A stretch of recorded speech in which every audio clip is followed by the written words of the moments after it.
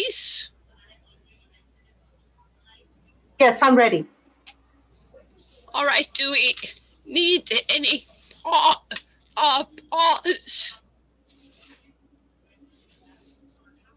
You're ready to go. All right.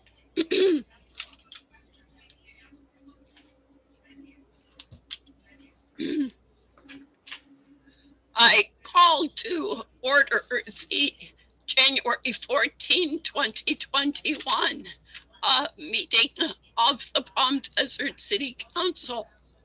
We reconvene following closed session. And Madam Clerk, would you please call the roll? Yes, I may. Mayor Pro Tem Harnick. Here. Councilman Jonathan. Here. Councilmember Nestandi. Here. Councilmember Quintanilla. Present. Mayor Kelly. Here. Motion carries 5-0. I'm sorry, all present. Thank you. Councilmember Jonathan, would you kindly lead us in the Pledge of Allegiance? Yes, thank you, Mayor. Please join me in pledging allegiance to our great country. I pledge allegiance to the flag of the United States of America and to the republic for which it stands, one nation, under God, indivisible, with liberty and justice for all. And Mayor Pro Tem Harnick will offer our inspiration. Thank you, Mayor.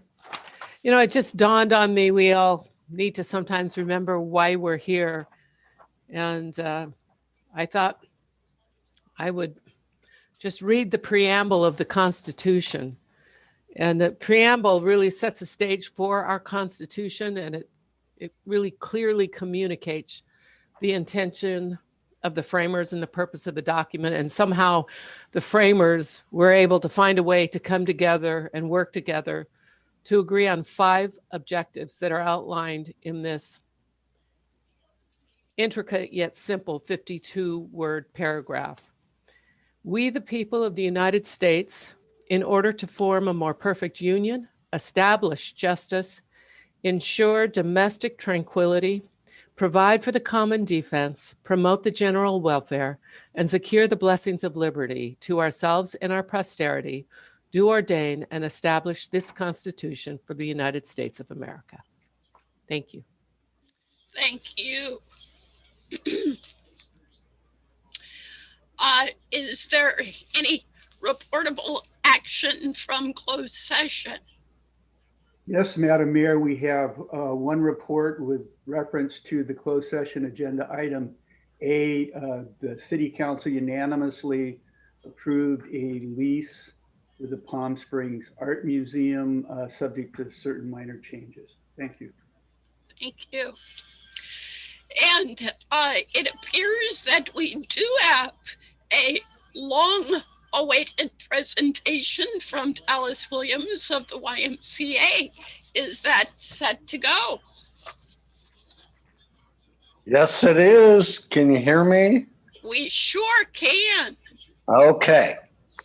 I just wanted to say thank you for all the great help and support that the city gave us. We did a drive-through Halloween, almost like a reverse parade where the kids came by instead of us driving by. And we had over 500 cars show up over the 2 days. And we estimate that was about 2,000 people. So some cars, no car had one person, and a lot of them just was as packed as they could get it. So it was a lot of fun for us, for the students that helped put it on, and I hope for the citizens of Palm Desert. Fantastic. Thank you so much for the great work that you and all the YMCA do. Well, thank you. And we're already planning next year. So Kathleen, get that costume ready. I accept the challenge. All right. Thank you guys again. Thank you. This is the place on the agenda for public comment on non-agenda items. An opportunity for the public to speak on issues that are not on the agenda. Because the Brown Act does not allow the City Council, successor agency, and housing authority boards to take action on items not on the agenda, members may briefly respond or instead refer the matter to staff or report and recommendation at a future council, successor agency, or housing authority meeting. That means we can't have a conversation with you. But we can always have conversations with you outside the scope of the meeting and are open to doing that. So, Madam Clerk, do we have folks who have requested to make comments? Yes, we do. We have about 8 or 9 in the queue, and Gloria will announce them. Thank you. Aaron Thomas and Sandy Gabriel of Southern California Edison.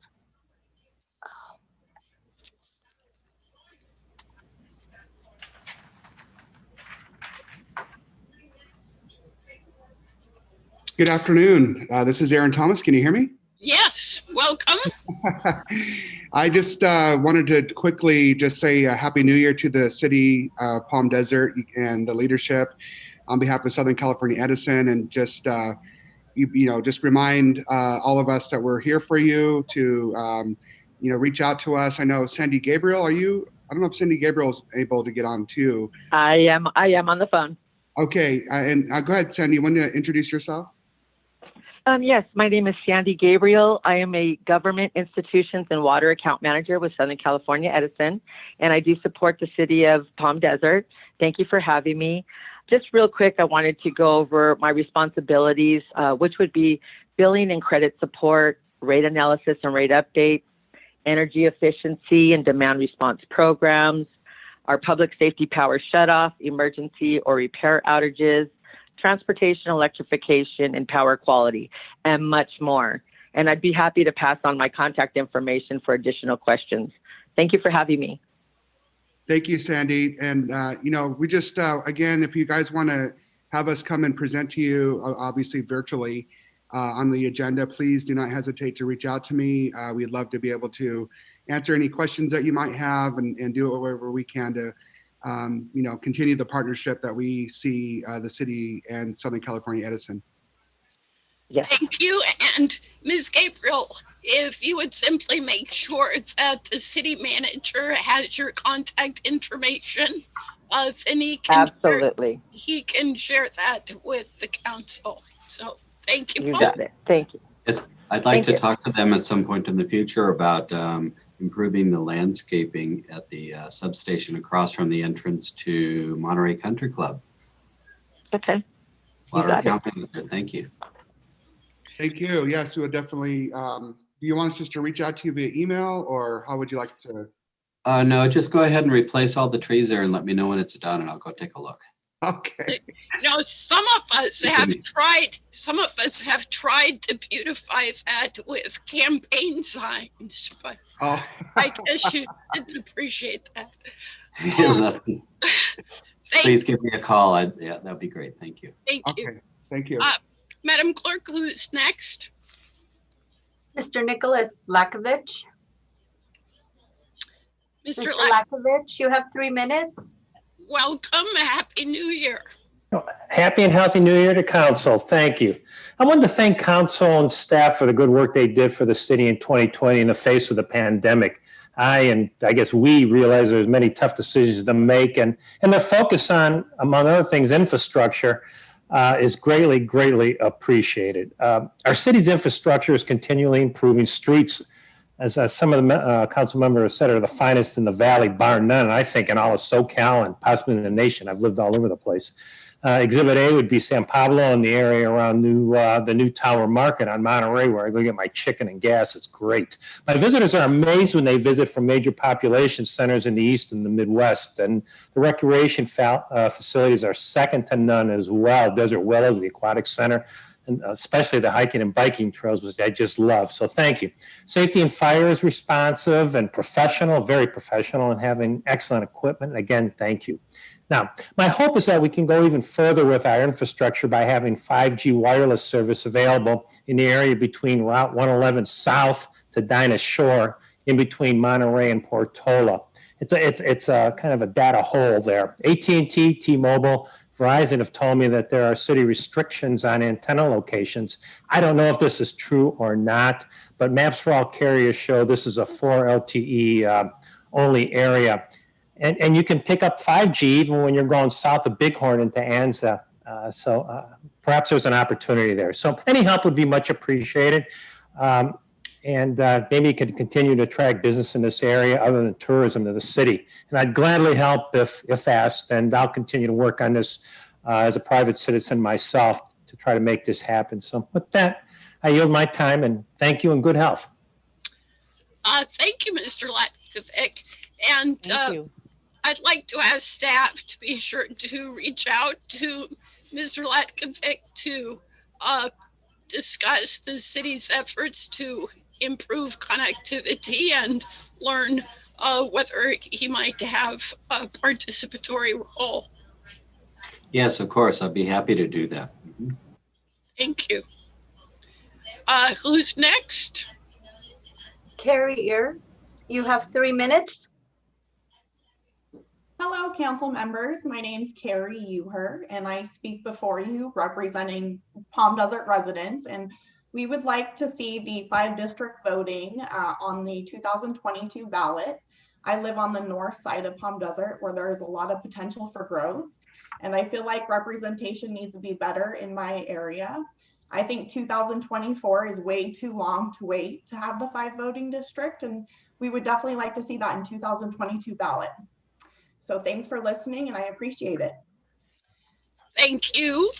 And I'd like to ask staff to reach out to Carrie to make sure she has information about the upcoming town hall for the north part of the city. Certainly consider it done. Who's next? Mr. Cody Carlson, you have 3 minutes. Dear Honorable Mayor and City Council, thank you for the opportunity to speak today. There is a growing movement to bring Palm Desert to a 5-district city council, and it is our request that the city move to form a commission to create 5 districts. Our question is, why would this city council not move to 5 districts? With the growing support in the community, it would be prudent to begin working on this right away. Residents appreciate the willingness of the city to bring town halls that focus on different areas of the city. But why would the city council not consider 5 districts? What is the justification and rationale for the basis to create 1 district and continue operating a 2nd district at large? I'm a member of a districting group organizing to move the city to a 5-district city council. And you are all serving with the shared idea that you would like to do what is best for the city. We share that idea too. And we believe 5 districts is best for our city. I have yet to find one argument that makes at large a better system for the residents. 0 arguments. The current system falls short of doing the right thing. Here is an amazing opportunity to trailblaze the way of doing the right thing. Build a commission. Move the city to 5 districts, equally representative districts. The famous saying goes, taxation without representation. Many in this city are being taxed and not equally represented. And if you're unsure what the residents think of such a crucial issue, you have the power to trigger a special election as soon as possible to follow the residents' wishes for the 2022 election cycle. The residents will ultimately vote to establish a 5-district city council, and you will have learned what we already know. But the city can save so much money by working to move to districts on its own as a goodwill to the residents by building a commission to move the city to 5 districts because it's the best thing for the residents and because it's ultimately what the residents want. Dear, thank you for your time and Happy New Year. Thank you. Thank you, Mr. Carlson. And who is next? Frank. Frank, you have 3 minutes. Hello, can you hear me okay? Yes. All right, good evening, Mayor and council members. My name is Frank. I'm a Palm Desert property owner, also a member of VRON Palm Desert, an organization whose members are short-term rental owners, property taxpayers, and concerned citizens of Palm Desert. I wanted to address my concerns regarding opposing the draft minutes regarding Ordinance 1360 of the December 10th meeting. Also to request that the draft minutes not be approved as written and to request that the draft minutes be corrected. They contain incorrect information and do not accurately reflect the events that took place, do not accurately reflect statements made, and do not accurately reflect business that was passed as required by the Palm Desert Municipal Code. VRON Palm Desert requests that the City Council review the draft minutes regarding item 18 and all of the items and correct them as needed to ensure the City Council minutes reflect the business that the government actually conducted. Those include the statements in the draft minutes that Council Member Nastande recused herself from item 18 due to a conflict of interest.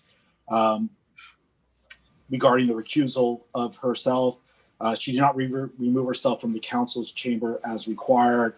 And as the municipal code states, any council person who is disqualified from voting on a particular matter by reason of a conflict of interest shall publicly state or have presiding officer state the nature of such disqualifications. This is according to your Palm Desert Municipal Code 2.36.300. Council member Nastande do not publicly state the nature of her disqualification in the open council minutes. And there was no comment of item whatsoever was made by her other than the city clerk's false statement. And to what extent does the minutes imply that council member Nastande determined that she was had a conflict of interest that disqualifies her from participating in the matter of item 18? It appears the city's determination that the council member has a conflict of interest is tainted with his own conflict that was invalid and meaningless. It is understanding of VRON that an anti-short-term rental person, your city attorney, Mr. Hargraves, made the determination that council member Nastande had a conflict of interest due to her membership in a marketing association. Mr. Hargreaves has repeatedly publicly declared his extreme bias towards short-term rentals. Also, the statement in the draft minutes that council person Jonathan moved to waive further reading and adopt ordinance number 1360 is false. Council member Jonathan did not move to waive further reading. Second, council member Jonathan did not move to adopt ordinance 1360. The entirety of council member Jonathan's motion was made in 4 seconds and is as follows. I would like to. Frank, I believe 3 minutes have expired. Thank you. Mayor, I also want to point out it appears that the comment from Frank, as he calls himself, was made regarding an agenda item, even though it's the consent calendar. I'm not sure the procedure, but I just wanted to point that out. Thank you. Who's next? Mr. Brad Anderson, you have 3 minutes.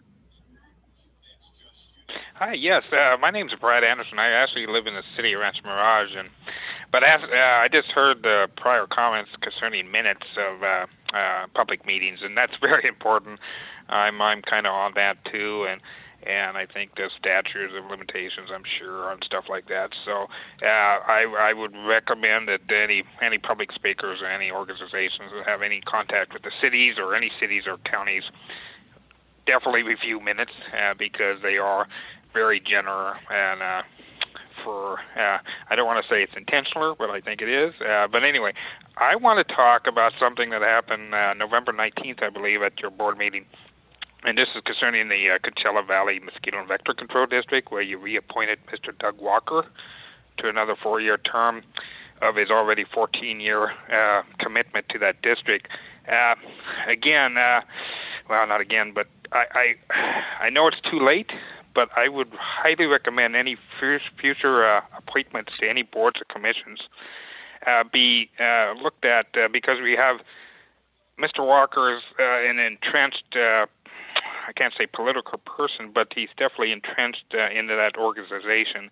And the past 3 years I know of the Vector Control District, it has not been performing up to the standards that I as a citizen would expect. So, and I'm a past employee there, so I have a little insight.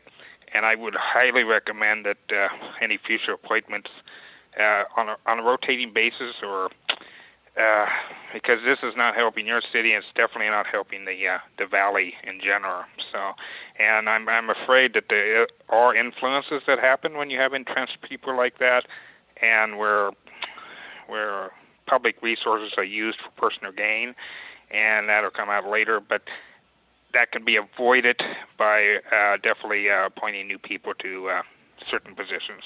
And that's all I have. Thank you very much. Thank you. Who's next? Mr. Van Tanner, you have 3 minutes. Well, thank you. Thank you, Mayor, council members, for the opportunity to speak to you. Happy New Year and Feliz Año Nuevo. Today, I'm going to speak a little bit about the 5-districting as well. As many of you know, I've been a member of this community for now 41 years. 36 of those years, I have been very actively pursuing and adding to the growth of this great city in many capacities. Parks and Recreation for 21 years, 7 years under the Planning Commission, and 4 years as a city council member, including being the mayor. It's a great privilege living and being involved in such an incredible community. The reason for my oral communication is to request that you, the 5 sitting council members, start an active committee and or commission to create 5-district voting election in the 2022 electoral cycle. In 1980, Judy and I moved to town when it had 15,000 residents.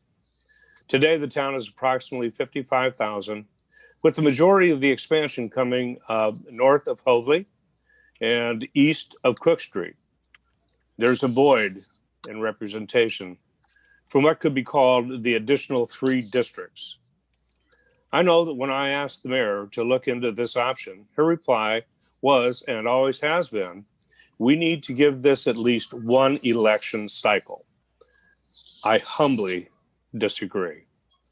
It seems to me that to do it now would save money for the city in the long run. There would only be the cost of developing a 5-district map, which you have already had in your possession, but have destroyed. There would be only the cost, and you wouldn't have to be going through the expense and confusion in developing ranked choice voting. I've asked the mayor for the costs of the lawsuit passed and the estimated costs of putting into place ranked choice voting. I have not received this yet, but I'm sure that I will receive this, Mayor, very soon.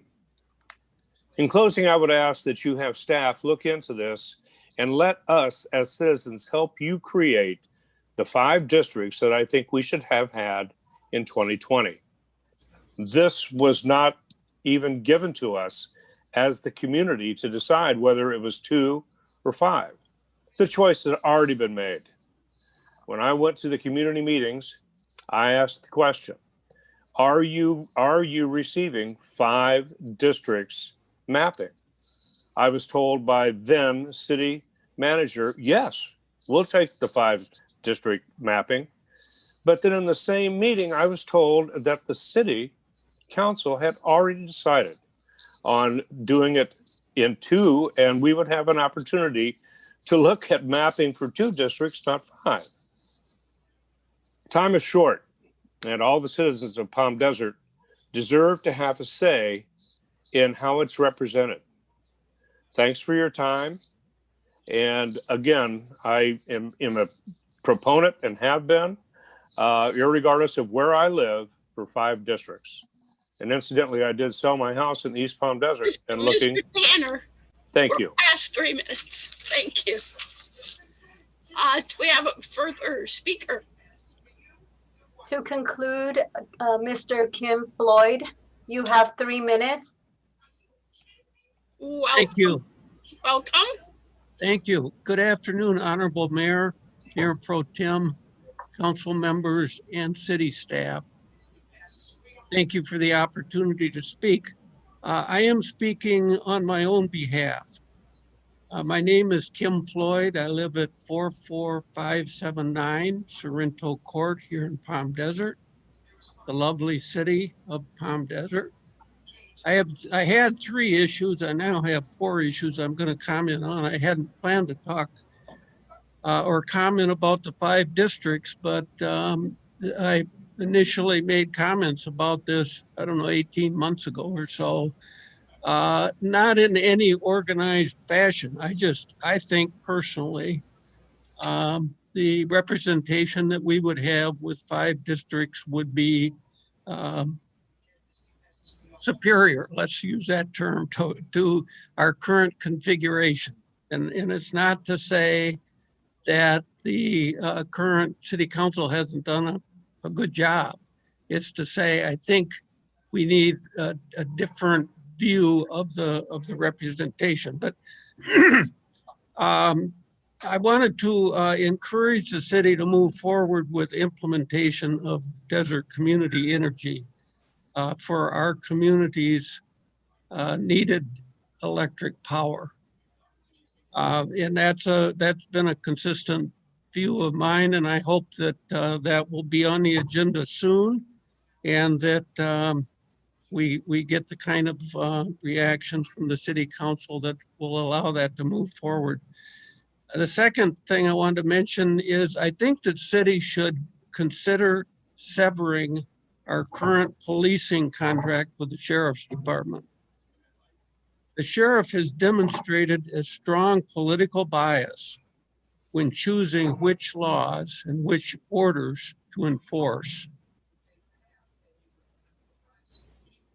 The last item I want to mention is it concerns me that there's one local restaurant that's continuing to serve breakfast and lunch on their patio.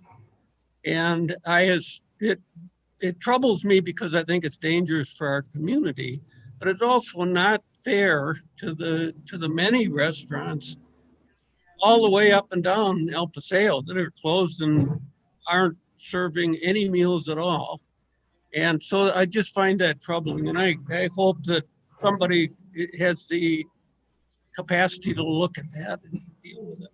So thank you for the opportunity.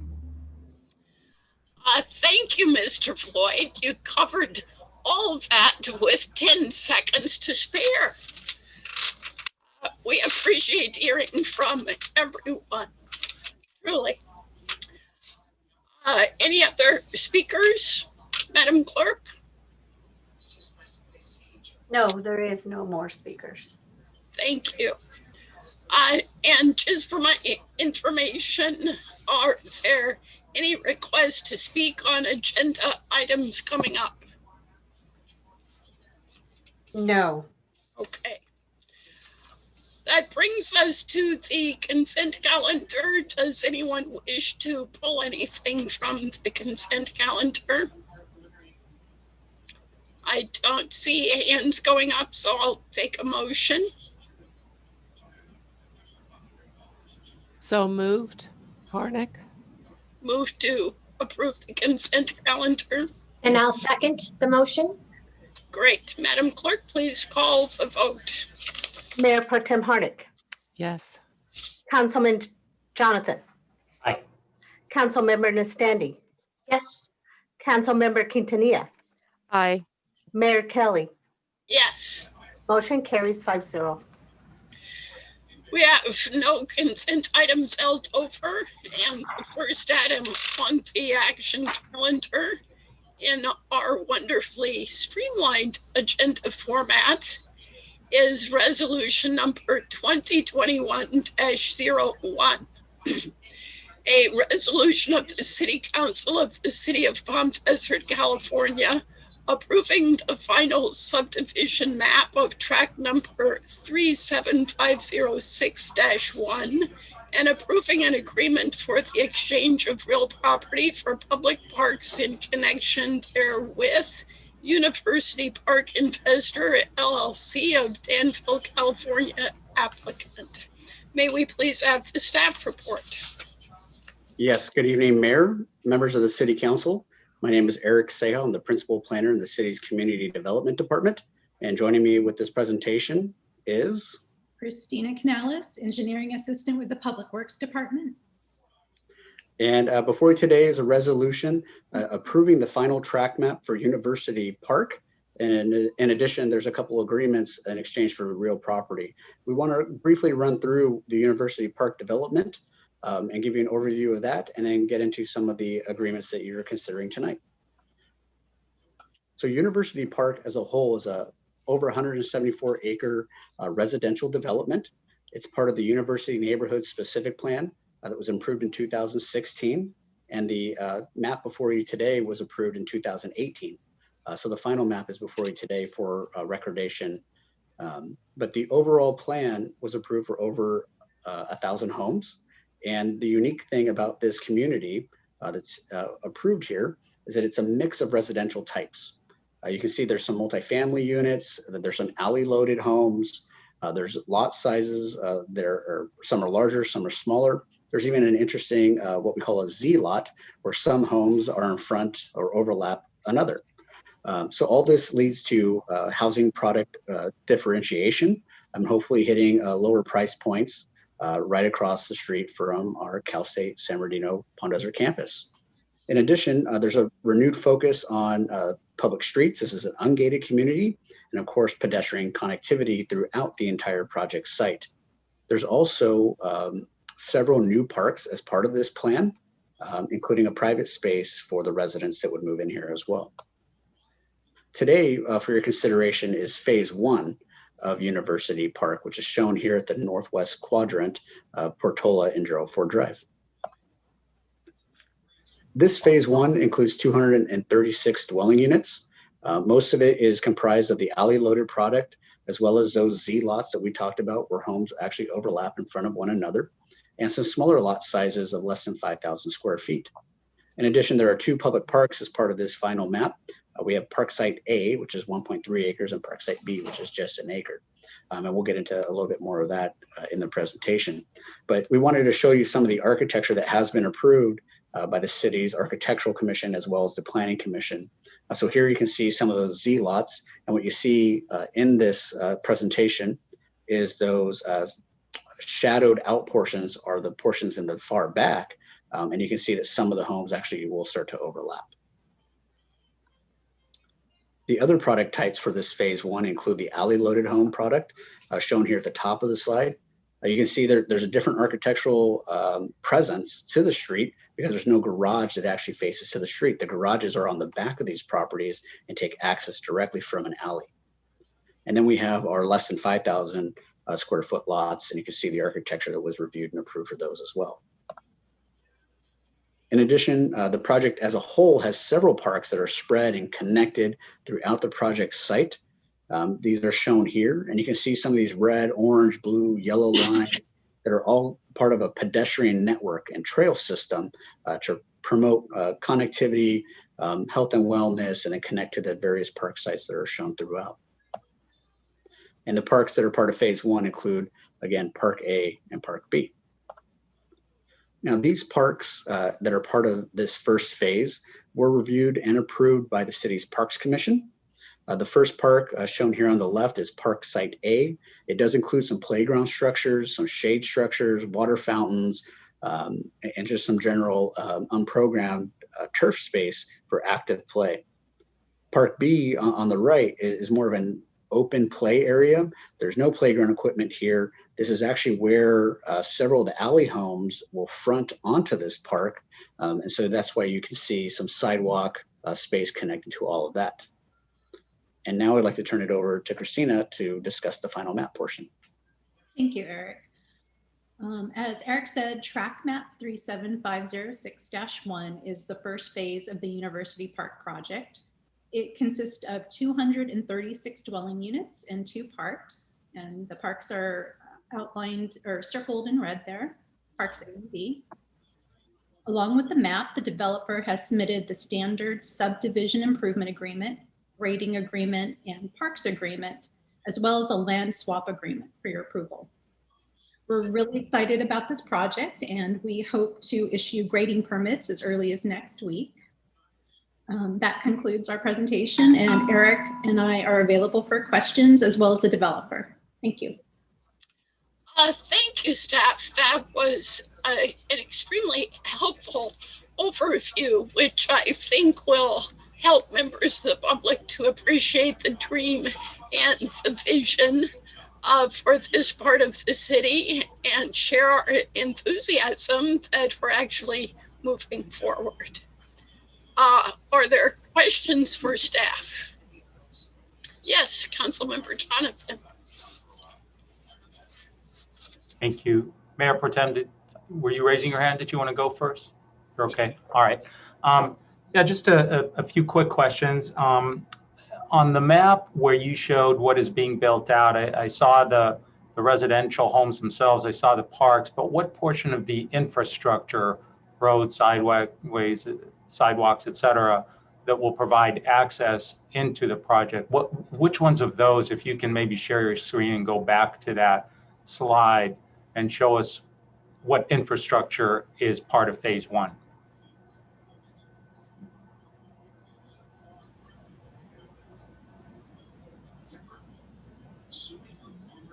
Okay, so you can see the map here. So phase 1, a lot of the infrastructure is in. There's a previous map approved, I think in the mid-2000s, that developed College Drive, a portion of Portola, as well as Pacific. So these streets that are shown here in phase 1 will be part of that development, including a well site that's been dedicated to CBWD, as well as these 2 parks will also come in. So College Drive and Pacific Avenue either are or will be built out? They're there today. I'm not aware that there's any modification to them to accommodate the development other than the connection points where they'll take access for the new phase 1. Okay. Thank you. Question 2, no swimming pool. Is there one planned for the future? I cannot recall. These homes, I assume, are a little bit too small to allow pools. As we all know, there'll be some families there and it gets pretty hot in the summer. So what are we doing about swimming pools? Yeah, so there's a series of public parks that are part of this development, including Park A and B in this first phase. This site here that's highlighted in yellow, Site F, is the developer's been referring to it as the Grove. It's a private community space for all of the residents within the University Park that does include a pool, as well as a pool house and some program space. Excellent, thank you. Final question from me. So the final track map, I think, kind of completes the entitlement process. You mentioned that the developer is present, so maybe the question is directed to him. Are we going to see this project go vertical anytime soon, and with what degree of certainty can he provide us? Well, we're planning on issuing grading permits next week if the map is approved, and then we are going to record the map, and he should be able to receive building permits pretty quickly after that, is my understanding. I'm not sure, is the developer here? He's being promoted right now. Okay, great. And I'm looking specifically towards going vertical. It's not enough just to play with the dirt. No, ma'am. Can everybody hear me? Yes. Can you see me? No. Okay. But we can hear you. So. Okay. Hi, my name is Ravi Nandwana. I am the developer. And thank you, Eric. Thank you, Christina. We have been working on this for many years, as you all know. I have met some of you over the years. And we were actually at this point that we are today about a year ago before we all got struck with our changed world. And we were ready to break ground last year. So this step that we're taking this evening is to allow us to do just that, break ground on the first phase that Eric outlined. And we have plans that match this map that are ready to be built, grading plans, improvement plans. We also have architecture that's been approved last year. So that first phase is essentially permit ready and ready to go. So to answer your question, Mr. Jonathan, we intend to start construction in a couple of weeks with the infrastructure. And then midsummer, we should be ready to start homes. And we have plans and permits ready to go for that. So that is our goal, that is our plan. And we're as excited about this opportunity as you are. Thank you, sir. I wish you Godspeed. Thank you very much. I see Councilmember Nastanji's hand. Yeah, I have a question for the developer as well. As most of us are aware, we're experiencing a major housing shortage. And who would have thought when the pandemic hit that real estate prices would keep going up and up and up? Are you factoring this into, I'm sure you are factoring this into your building of these homes. Do you have a price point in mind, or is it a moving target? Well, we do have a multitude of products across this whole project that Eric outlined earlier, with townhomes, apartments, all the way up to traditional single-family detached. That's included in this first phase. So our price points, initial price points, range anywhere from the mid 300s all the way up to the mid 600s. So that is our goal. That is where we feel the market is, and we think that we're comfortable with that. We do appreciate the fact that the market has gotten better as people are less concerned with commutes, and your city has been attractive for a long time, and I think it only gets more attractive if people don't have to worry about driving, or as often anyways. So we do feel confident in those prices. Thank you. You're welcome. Any further questions either for staff or for the developer? If not, we may turn to discussion. I really appreciate the question about the swimming pool because I didn't previously understand that was contemplated. I will note that 5,000 square foot lots do accommodate swimming pools because I have one on such a lot. But it's still wonderful that we're expecting a public space for the smallest accommodation of the smallest units or people who simply want to use their space differently. So thank you for that question. Any discussion other than applause? Yes, Councilmember Jonathan. Thank you. Definitely applause. I know we've all been working on this along with the developer for many years and have anxiously awaited this point where we can realize the city's vision for providing housing that is affordable and, very importantly, for further developing the north part of our community. It is something that we have focused on in great detail and devoted so much staff time and so many resources. We see the future of Palm Desert in the north end, and so this is one important step towards achieving those goals. It's just so exciting to see the specter of housing that is attractive and yet affordable. So very necessary, not just for individuals that are coming to our community, but also part of our plan for diversifying the economy and creating housing options for people and businesses that will take advantage of these opportunities. So with that longer speech than I intended, I apologize. I'm just very excited about this. I'd like to move for approval of staff's recommendation. Is there a second before we take any other comments? I'll second that motion. I'm very excited as well. There's competition to I know. Councilmember Mayor Pro Tem Harnick, if you want to second it, that's fine. I saw Ms. Quintanilla and Ms. Nastandi both want a second. It's up Rock, to you paper, guys. scissors, but I will defer to Councilwoman Estande. Thank you. Any other comments? Yes, Mayor Pro Tem. Do I have to put that magic glove on? I don't know. I want to echo Councilmember Jonathan's comments, because this is exciting, because it's not just, and thank you so much, Mr. Ceja and Ms. Canales, for the presentation, because it really it just made it very clear what we're doing over there.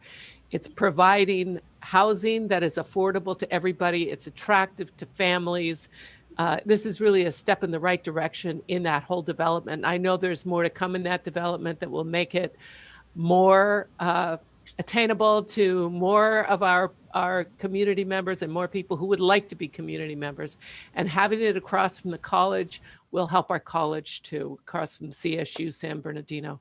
So this is exciting. It has been it just seems such a long time coming, and we're really happy about it. So thank you so much. I have one small question, perhaps you can answer. We talked about that community pool that you showed us. Is there any plans for any other pools in that area, or is it a little too early to talk about that? It may be a bit too early. Just to the north of Gerald Ford, just north of this community, is a future city park. And we haven't explored design options for that yet. That's something to consider. Thank you so much. Other comments? I'll uncharacteristically be just a bit repetitious to make sure everyone listening appreciates and shares our excitement that this development includes a variety of housing options at multiple price points with a considerable range. To my way of thinking, that's so important, because we're not creating enclaves for people who are at a particular place on the economic spectrum. Everybody's together enjoying the same public amenities. That's the Palm Desert way. The good life is accessible to all. So congratulations to everyone involved. Are we ready to vote? Madam Clerk? Mayor Pro Tem Harnick. Yes. Councilman Jonathan. Aye. Councilmember Nastandi. Yes. Councilmember Quintanilla. Overwhelmingly enthusiastic, aye. Mayor Kelly. Well, that goes for me too. Yes. Motion carries 5-0 of resolution 2021-1. Okay, let's see if we can sustain this enthusiasm. Thank you, staff. Good job. Item 12, resolution number 2021-2, resolution of the City Council of the City of Palm Desert, California, approving and authorizing a deposit and reimbursement agreement and approving and affirming the engagement of certain financing professionals in connection with the formation of City of Palm Desert Community Facilities District number 2021-1, University Park, and the proposed issuance of special tax bonds to refund City of Palm Desert Community Facilities District number 2005-1, University Park Special Tax Bonds Series 2006A. Bring it on. Good afternoon, Honorable Mayor and members of the City Council. Veronica Tapia, your Senior Management Analyst for the Finance Department. The item before you effectuates the public financing portion of the UPI project that you just heard about from Mr. Ceja and Ms. Canales. You have the details of the request in your staff report. I will point out that the finance team is equally excited to get this part of the project completed as well. Staff is here and happy to answer any questions that you might have on this. Are there any questions for staff?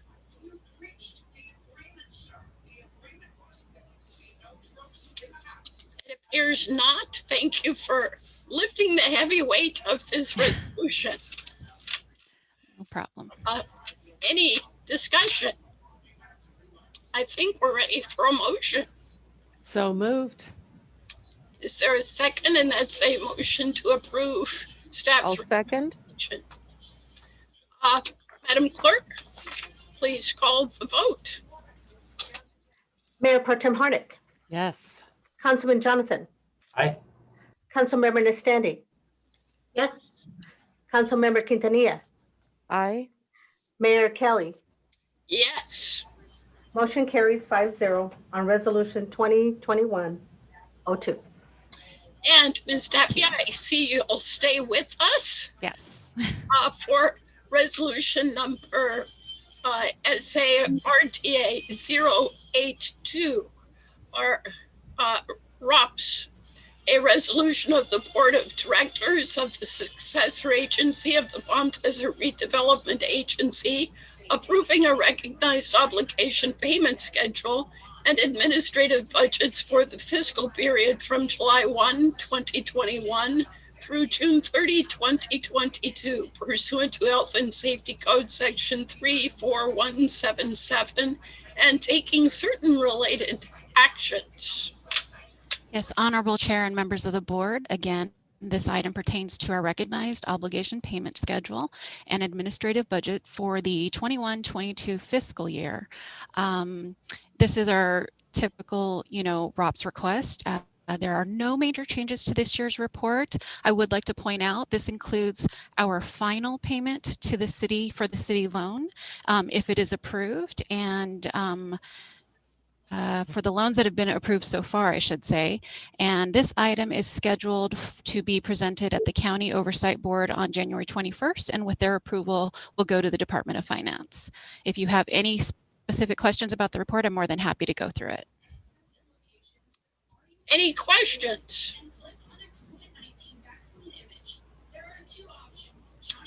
And you'll be pleased to know Palm Desert happens to have 2 members on the Countywide Oversight Board, yes, representing different constituencies. Is there a motion to approve staff's recommendation? Move approval of the recommendation. Someone care to second? I guess I'll second. Thank you. Madam Clerk, please call the vote. Mayor Pro Tem Harnick, Yes. Councilman Jonathan, Aye. Councilmember Nestandi, Yes. Councilmember Quintanilla, Aye. Mayor Kelly. Yes. Motion carries of Resolution Successor Agency 082. Thank you so much for the great work.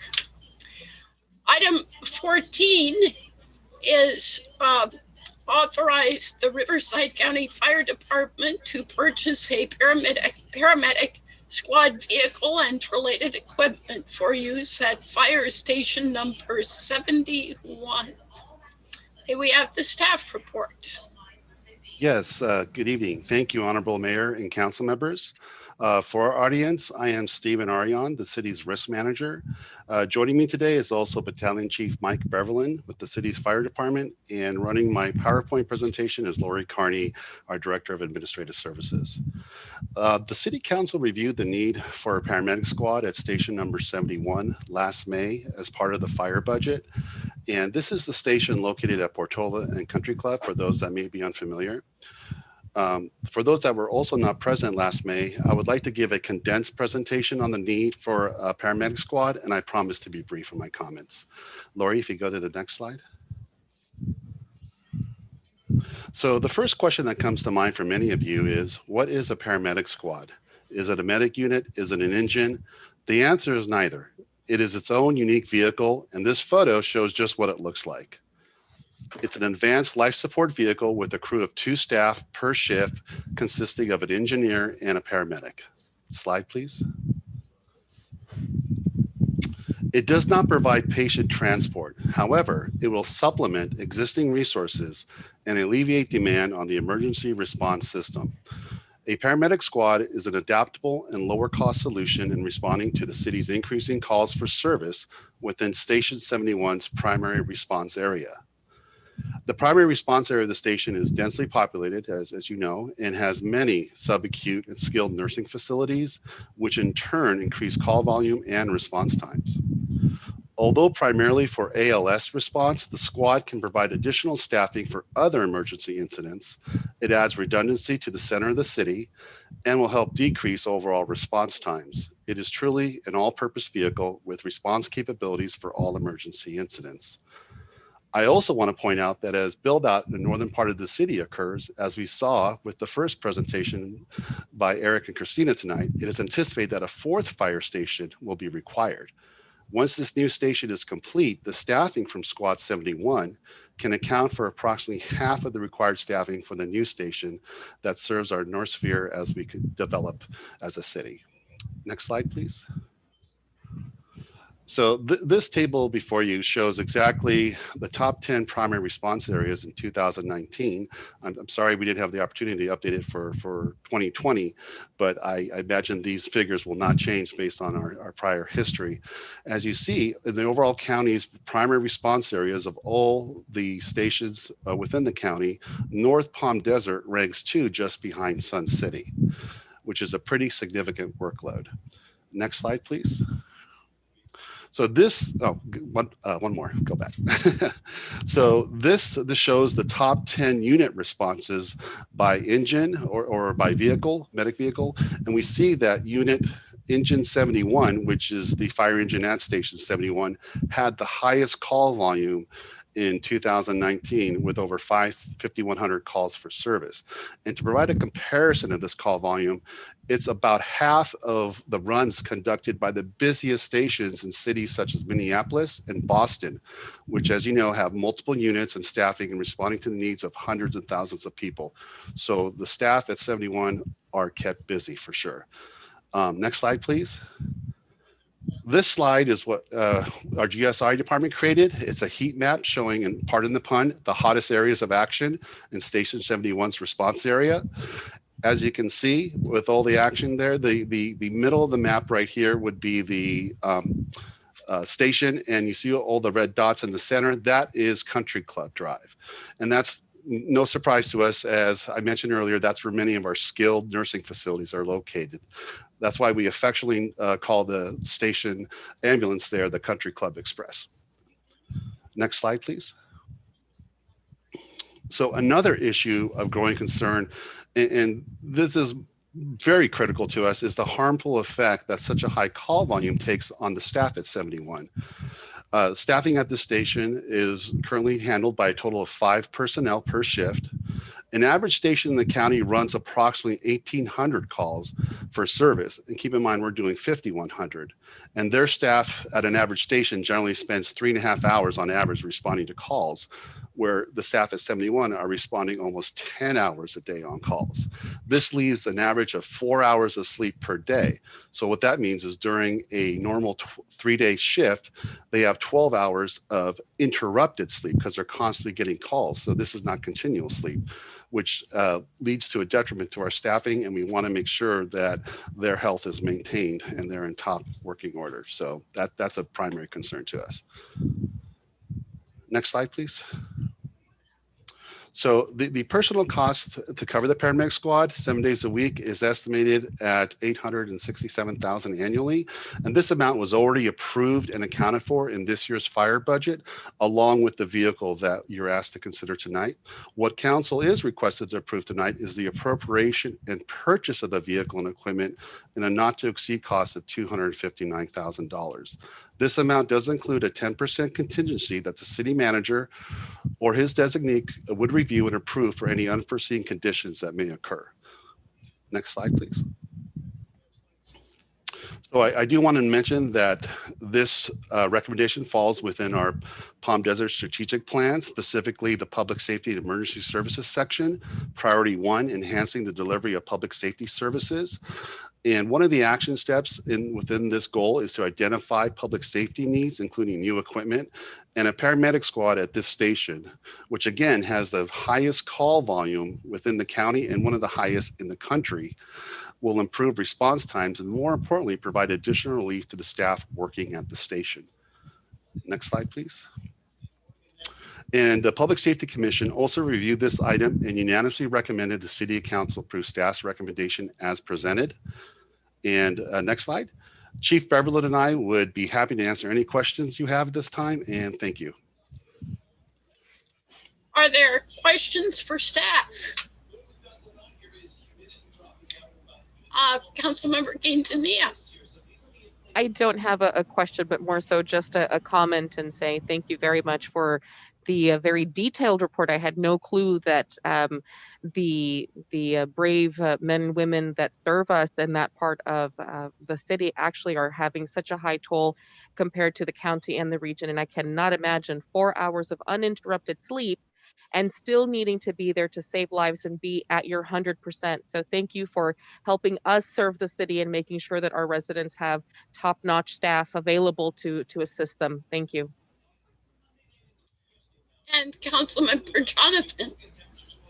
Thank you, Mayor. I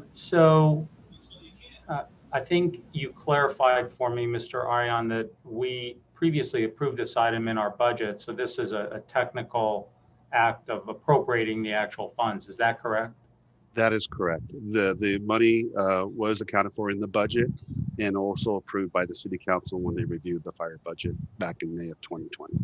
Okay. At that time, one of the questions I asked, and I'll ask it again because I don't recall that we were ever provided that map, but do we have a service area for that station? It's located almost adjacent to the city of Rancho Mirage, and I recall in the discussion that many of the calls are to serve the city of Rancho Mirage. So do we have an allocation, a percentage? Lori, I think the primary response area was shown on the slides. Could you restart the presentation? Yes, and I almost stopped you at that slide to feature of where Monterey is because 2 of the bright hot spots would appear to be in Rancho Mirage. Am I correct? Yes, that's primarily accounting for the skilled nursing facilities just west of the city limits on Monterey and Country Club. So do we have a breakdown of what percentage of the service calls are for outside our city? Yeah, if I recall, approximately 20% of the Code 3 calls in Station 71's primary response area are in Rancho Mirage. As part of the review, I believe that we were going to approach at some time Rancho Mirage to see if they would consider a cost sharing. I do not believe they will go 50-50, but they could be maybe have a compelling argument that could be made to fund at least one position, which is about 20%. But I have not had any type of confirmation from them at this time. So at this point, even though, and it's a broader question as well, because it's not just the purchase of this vehicle, it's the 1.3 million addition to the annual operating fund, which I think comes down to around $1 million a year thereafter. And that's just for this. I mean, there's the overall operating cost of that station. So if we approve what's before us, we're hoping for some kind of reimbursement, knowing that some of this cost applies to Rancho Mirage residents, we're hoping for some form of reimbursement, but as we said here today, we don't have any. Yeah, we anticipate that the staffing will be completed. We already sent a letter of intent to proceed with the staffing for the paramedic squad position vehicle, and we anticipate that to be completed around mid-March. What we could do as part of next year's budget process is approach Rancho Mirage with our costs and see if they'd be willing to cost share for a portion of those costs, if that is what I'm hearing. What I'm hearing is the answer is that I'm correct, that if we approve this item, it's without any assurances or any standing agreement for cost sharing with the city of Rancho Mirage. That's correct, Councilmember. Okay. Thank you.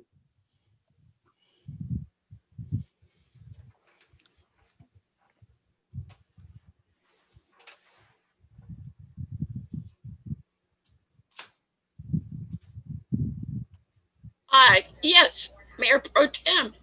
Thank you, Madam Mayor.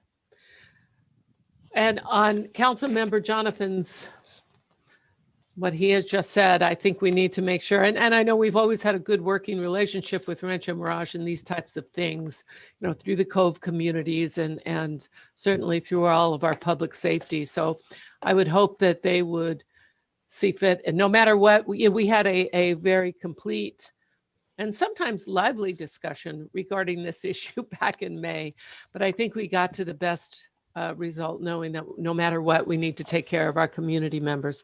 But I would think that recognizing the hotspots that you showed us, Mr. Ariane, that Rancho Mirage would be happy to consider their role in this. Okay, here's my question. I feel like I should know this answer, but I don't. What does ALS stand for? Advanced Life Support. Thank you.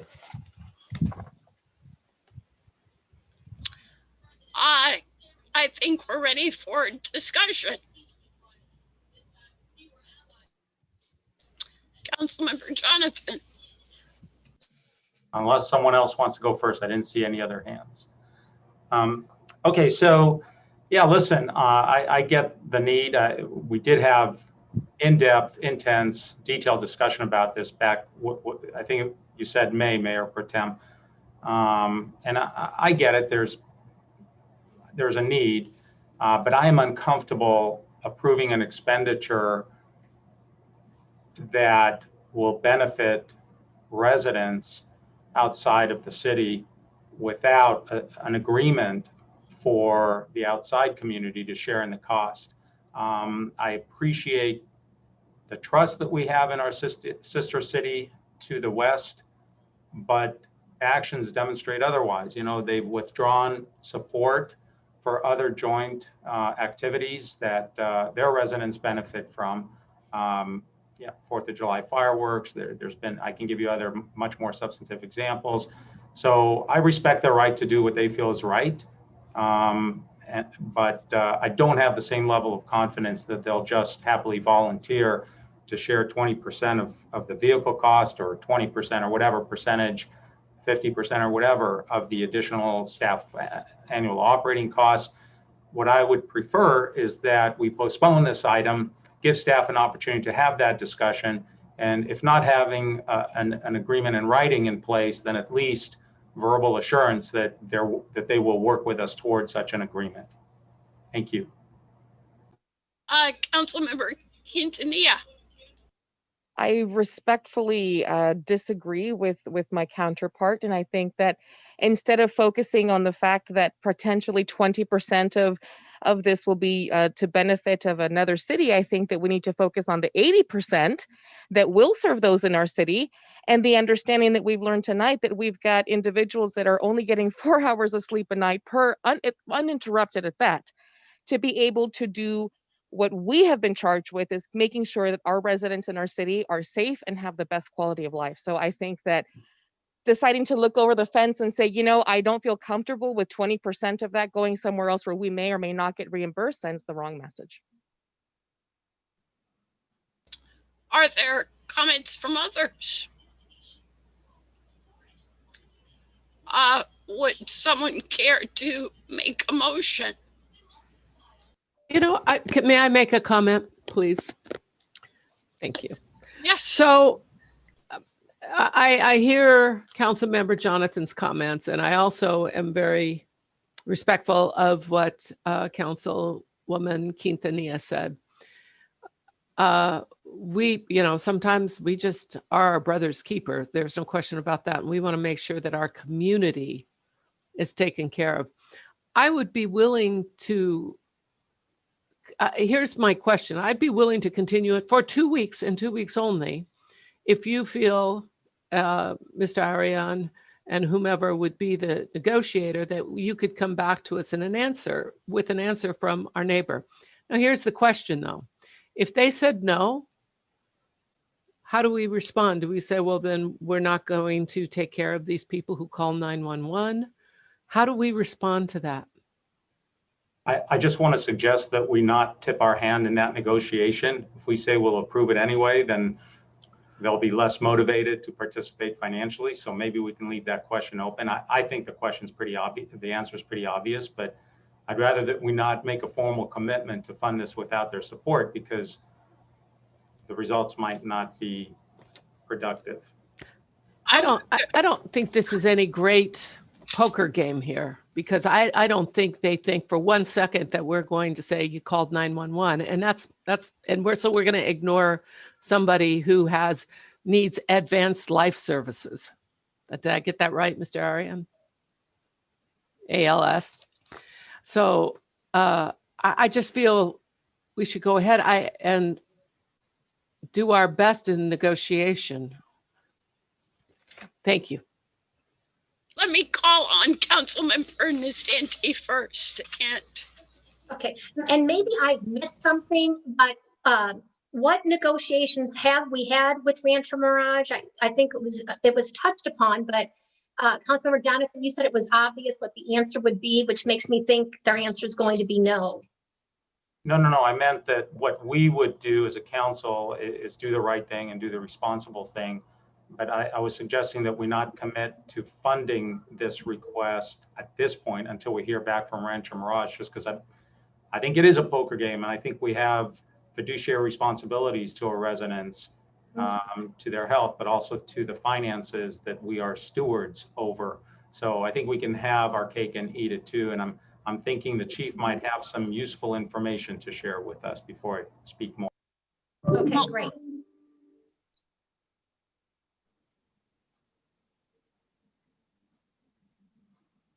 I was just about to invite the chief to share.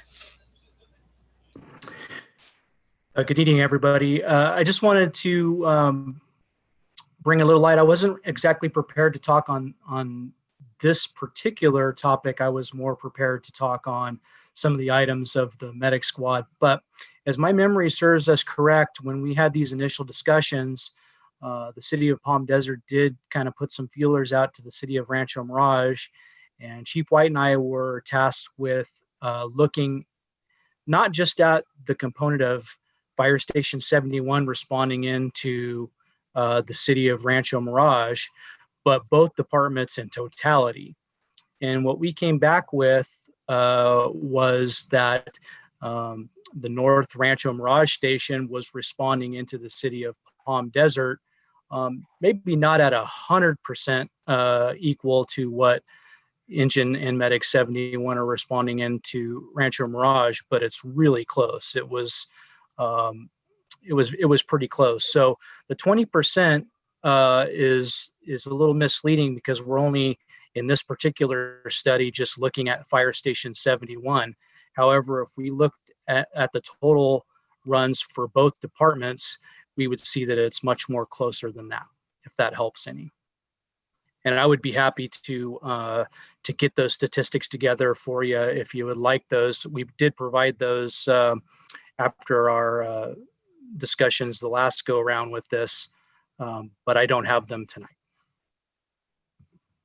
Thank you. That was extremely helpful. Absolutely. And my own perspective is that we should not hold up addressing the need for these additional services.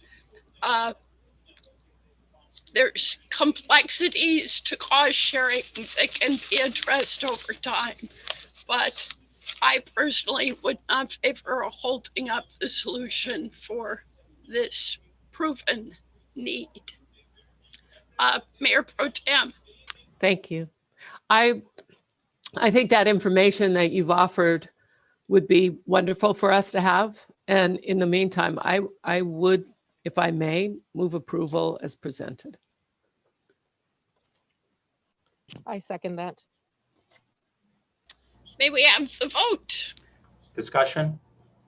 I'm sorry, I didn't realize you desired more. So Councilmember Jonathan.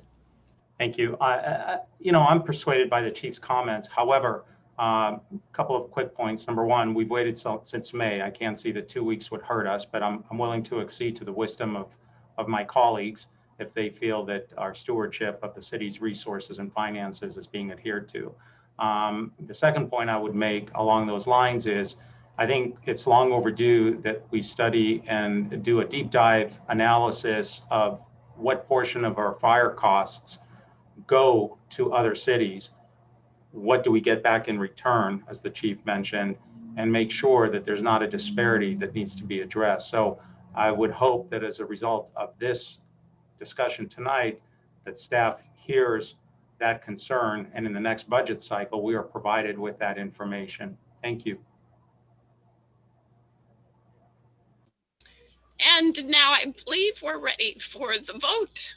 Oh, I'm sorry. One other thing, just technical on item 1 of the staff recommendation. Can we just add in an amount not to exceed $235,611, which I think is what we typically see in there. It's the authorization is open-ended. So that's a friendly amendment to the motion, if you will. If I could, could we add 235,000 plus the 10% contingency? That's already in there. I'm speaking specifically okay. of paragraph 1 of the minute motion, just to add the language in an amount not to exceed $235,611. The 10% is referenced in item 2, and the total is referenced in item 4. Okay, as maker of the motion, I accept that friendly amendment. Okay, Mayor Pro Tem Harnick. Yes. Councilman Jonathan. Aye. Councilmember Nestandi. Yes. Councilmember Quintanilla. Aye. Mayor Kelly. Yes.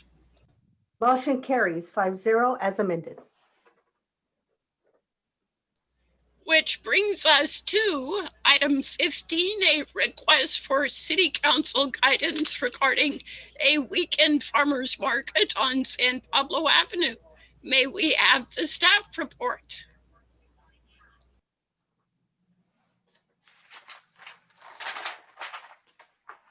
Yes, you may. Thank you. Good evening, Honorable Mayor Kelly and members of the City Council. My name is Vanessa Mager, and I'm a management analyst in the Economic Development Department. Before you is a staff report requesting guidance regarding a weekend farmers market on San Pablo Avenue. At the City Council October 29, 2020 meeting, Council asked staff to research the possibility of adding an additional weekend farmers market to the city's calendar. In addition, of course, to the Palm Desert Certified Farmers Market, which operates every Wednesday, 8 a.m. to 12:30 p.m. From October to April. In researching this request, staff reached out and approached the existing Palm Desert Certified Farmers Market organizer to see if they would be capable of adding an additional market to their weekend portfolio. Unfortunately, they were not able to operate an additional weekend market. With that avenue closed, staff reached out to CV Harvest Box, which is a new organization that delivers fresh, local, and sustainable produce and food directly to consumers in the Coachella Valley. Restaurant Tony Marchese and of AC3 and Trio, as well as date farm owner Mark Tordos, created CV Harvest Box in the summer of 2020 as a way to directly address the food delivery challenges created by COVID-19. Given its founders' connections with the agricultural community and their experience in organizing events such as Palm Desert Food and Wine, staff views CV Harvest as an ideal operator for a new farmers market.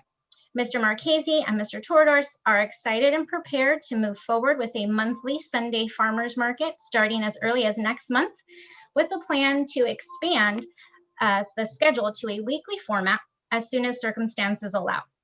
They have numerous ideas for post-COVID growth of the market as well, including entertainment and other concepts that would increase the street fair quality of the event. Their ties to the local schools will also increase engagement and will promote agricultural growth amongst our future farmers.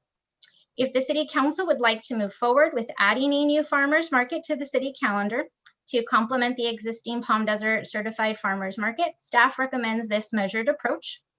In the near term, sponsorship for the 2020-21 monthly Palm Desert CV Harvest Weekend Market would be in the amount of $5,000, which is available under the approved fiscal year 2021 budget. This amount covers the cost of road closures as well as restroom facilities that would be needed to run the market. If and when the market moves to a weekly schedule, the cost to the city for the road closures would be an additional $40,000 for 30 weekends from October of 2021 through May of 2022, excluding any additional funds to help promote the market, of course. If City Council so directs, this amount will be included in the proposed budget request for the fiscal year 21-22, bringing the total overall budget request for farmers markets to $80,000 for the coming fiscal year, encompassing both the existing Palm Desert Certified Farmers Market and the new proposed Palm Desert CV Harvest Weekend Market. So staff is now seeking council's guidance, and I'm happy to answer any questions that you might have. Are there questions?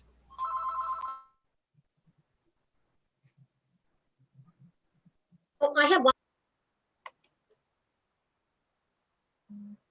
Is it Mayor? Is it okay to ask? Councilmember Nastandi. Yeah, in terms of the 40,000 and 40,000 costs, what do those costs actually entail? I think I'm simplifying it. It seems like you put out some orange cones and we're good to go. So with the traffic plan, ma'am, that is actually, it's $1,100 to do that every week. It does entail a little bit more than traffic cones. We do have to do water fill barricades because of course we don't want any vehicles to pile through. So it includes the barricades themselves. It includes the water that goes in to fill those barricades. It also includes directional signage as we detour vehicles to be able to still maneuver within the area and not completely close them off from access to both Highway 111 and San Pablo. So again, that's $1,100 each week. So for 30 weeks. And then you were also covering the cost of the restroom facilities. Since we do not have public restrooms along San Pablo, we're needing to bring in portable restrooms and hand washing stations. And that goes to about $150 every week. Okay, thank you. And I appreciate, I think this was Councilmember Jonathan's idea, was it not, to have a weekend farmers market? You know, with COVID, we need as many outdoor activities as possible. So anyway, thank you. Councilmember Quintanilla, did you have a question? Not a question, but more just a comment to say thank you for finding an alternative, knowing that our traditional partner was unable. They're busy all over the Coachella Valley. So thank you for finding a great alternative that starts new partnerships and is able to bring fresh, locally grown produce for our families that may not have the ability to travel further. So it's close by. And thank you very much, Ms. Vanessa. Very welcome. Thank you. If there are no other questions, Councilmember Jonathan. I do. Before we get to comments, I think we're in the question section, and I do have one or two quick ones. First of all, I will say, you know, we reached out to staff and said, hey, can you think outside the box and make this happen? And guess what? Like magic, staff did exactly that. So I share in the appreciation. Question number one. So the Economic Development Subcommittee had suggested, and I think staff agreed, that if this event is successful, that after February, March, and April, if May is still good weather, we might as well continue rolling this event to one more month. So if staff still concurs, I wonder, would the additional cost be approximately another $1,700 for the month of May? Yes, sir. Currently, the $5,000 would be enough to cover if we added on the May month. All right, so if we wanted to create May as an option for staff's discretion, we would add $1,700 to the $5,000 request. Is that accurate? No, sir, it's actually already included in that $5,000. If there was any money that was left over, so if we didn't move into May, we could utilize that for marketing purposes so that we could market the market. Okay, and I totally with that. So you have retained the option to go through May, not just February. Okay. And my other question is, I just want to make sure I understand the second part that we can consider is approving this for budget consideration. And so the 80,000 would include both Wednesday and Sunday farmers market. Is that correct? Yes, sir. Okay, and if we do that tonight, are we actually approving it, or are we just putting a placeholder in the budget? Not approving it, putting that placeholder will make sure that when we come to budget time for the 21-22 fiscal year, that is included in our request. Okay, and so obviously, if the event is not popular or successful, or we want to go in a different direction, we would still have that ability to do so. Yes, sir. Thank you so much. Any other questions? Thank you. And comments? Mayor Pro Tem. Thank you, Madam Mayor. I have two things I wanted to mention, and I'm certainly not requesting that you change the results of all your hard work and your creative thinking that you have arrived at. But for the future, maybe this is October or maybe it's not at all. I wonder if there is another location in the city. We do one in San Pablo and the other at another location in the city. Just keep your mind to it. If you see an area, it might work, and maybe it doesn't, but it's just an option we might want to take a look at. The other thing I was wondering, and Vanessa, you spoke about this, the signs for traffic, are those programmable ones with the lights that you're talking about that we put in the median? Not the changing messaging boards, but all of the other static ones. So the, orange triangles that you'll see that says detour here or road close ahead, all of those signages. So the changeable message one you were talking about, I saw that we had used that. We had put it in the median where it said farmers market. Are we no longer using that? We are. Those actually are property of the city. So we utilize them as long as there's not a need somewhere else for any type of other emergency. So do you suppose that when it's not, I guess this is a city manager question and process manager, when it's not saying farmers market to your right or left or south or whatever it might say, could it say something like Mask Up Palm Desert? And we could leave it there permanently just as a reminder for people to know that we're in on this and we support that. And maybe city manager, you can explore those options that might be available to us. We would be happy to. Thank you. I appreciate that. I think that's a great suggestion, Mayor Pro Tem. Other comments? Yes, Councilmember Jonathan.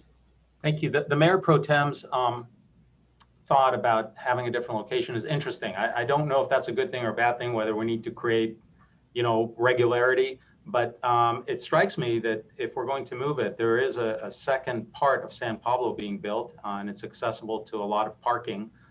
So maybe if we're going to have a different location, maybe we can make use of San Pablo Phase 2. But I want to thank staff again. This is amazing. I have high hopes for this being something, especially with the vision that they have for expanding the market to something more than it is now. I just see a lot of possibility here, and thank you, staff, for doing that. I'd like to move approval of staff's recommendation and for a placeholder in the budget to allow us the discretion of adding this to the next fiscal year in an amount of $40,000 for 30 weekend events. May we have a second? Second. Any other comments before we vote? Madam Clerk, please take the vote. I wasn't sure. Was that Mayor Pro Tem Harnick that seconded? Yes, it was. Thank you. Thank you. Mayor Pro Tem Harnick. Yes. Councilman Jonathan. Aye. Councilmember Nastandi. Yes. Councilmember Quintanilla. Aye. Mayor Kelly. Yes. Motion carries 5-0. And thank you again so much. Thank you, Vanessa. Item 16 is request for approval of the 2021 City Council Liaison Assignments. We have a staff report from Ms. Ortega. Is she here to say anything about that? I think it's self-explanatory. No, she's here. She's here. She's coming there. Very good. She only gets one shot a year to do presentations, maybe 2 or 3. Sorry about that. Welcome. Hi there. Good evening, Honorable Mayor, members of the City Council. Neve Ortega, Assistant to the City Council. This item presents the 2021 City Council liaison assignments to the city's committees and commissions, as well as to a number of local and regional committees and commissions. The list is typically reviewed at the beginning of every calendar year by the newly appointed mayor. So this year's recommended changes by Mayor Kelly are shown on the spreadsheet attached to the staff report. Also attached is the current filing of the Fair Political Practices Commission, Form 806. It's also posted on our city's website. The form provides the public with information on stipends paid for your service on local and regional boards beyond serving as a city council member. So once the council assignments are approved, the revised form will be filed and then posted on our website. And lastly, due to the governor's stay-at-home order, the meetings will continue to be conducted virtually as they have throughout the pandemic. And you'll notice on the spreadsheet, some meetings do reflect a physical location, and that's just my optimistic anticipation that in-person meetings will one day resume. Thank you for your time. Thank you for your ever-efficient work. Thank you. And I'll note one clarification since issuance of Ms. Ortega's ever-efficient work. I had listed Councilmember Nastanti as our liaison to the Historical Society, not realizing that that time is not convenient for her. So I will cover that unless someone else wants to claim it. Seeing no volunteers, I guess it will be me. So if you approve the recommended liaison assignments, it will be with that amendment. And we'll just list council members generally as the alternate, and I'll tap you on the shoulder if needed. Mayor Pro Tem Harnick. I did have one thing, and let me see, it's going to come back to me. I know any moment. Here it is. The SCAG General Assembly Delegate. Yes. I am the alternate on that. And because I represent RCTC at SCAG, I think that that is a conflict and we should have somebody else as the alternate. When is that? It's in June. It's typically May. Oh, excuse me. Thank you, May. They moved it this year. Okay. It's the first Friday in May, typically, that voting takes place. And it will either be here in Palm Desert in person or virtual. So did you want to volunteer as our alternate? Unless somebody else wants to, I feel, since you're taking my spot on the Historical Society, unless somebody else wants to, I would do that.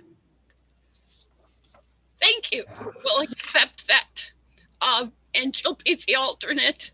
I am listed as the attendee, since I'll be in attendance anyway, as our regional representative to regional council. So it's a twofer.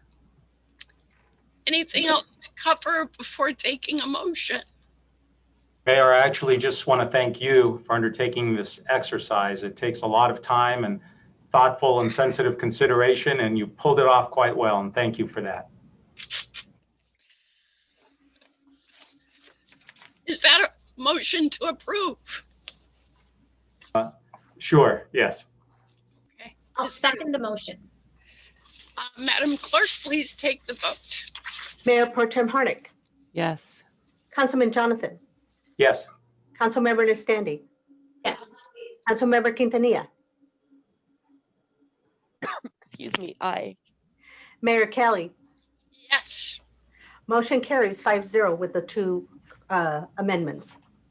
Which Neve unquestionably got, because she gets everything. Thank you, Neve. Number 17 is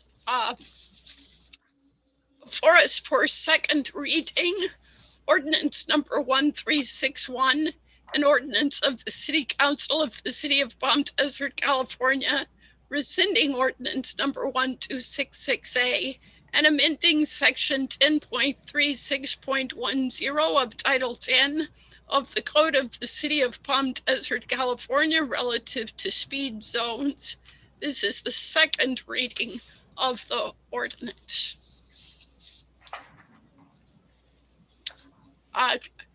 Because this is a second reading, I don't think we need a full staff report. It got pretty exhaustive discussion last time, so maybe we can speed through it this time. Randy, was there anything to add to that? Thank you, Honorable Mayor, members of City Council. We're here to answer questions should you have them tonight. Is there a motion I'll move approval. and a second? I'll second. Any discussion? Madam Clerk, please call the vote. And this is for ordinance number 1361. Mayor Pro Tem Harnick, Yes. Councilman Jonathan, Aye. Councilmember Nestandi, Yes. Councilmember Quintanilla, Aye. Mayor Kelly. Yes. Motion carries 5-0. Thank you. Item number 18 is, one moment. Item number 18 is consideration to augment funding to the United Palm Desert Emergency Business Relief Program. May we have the staff report?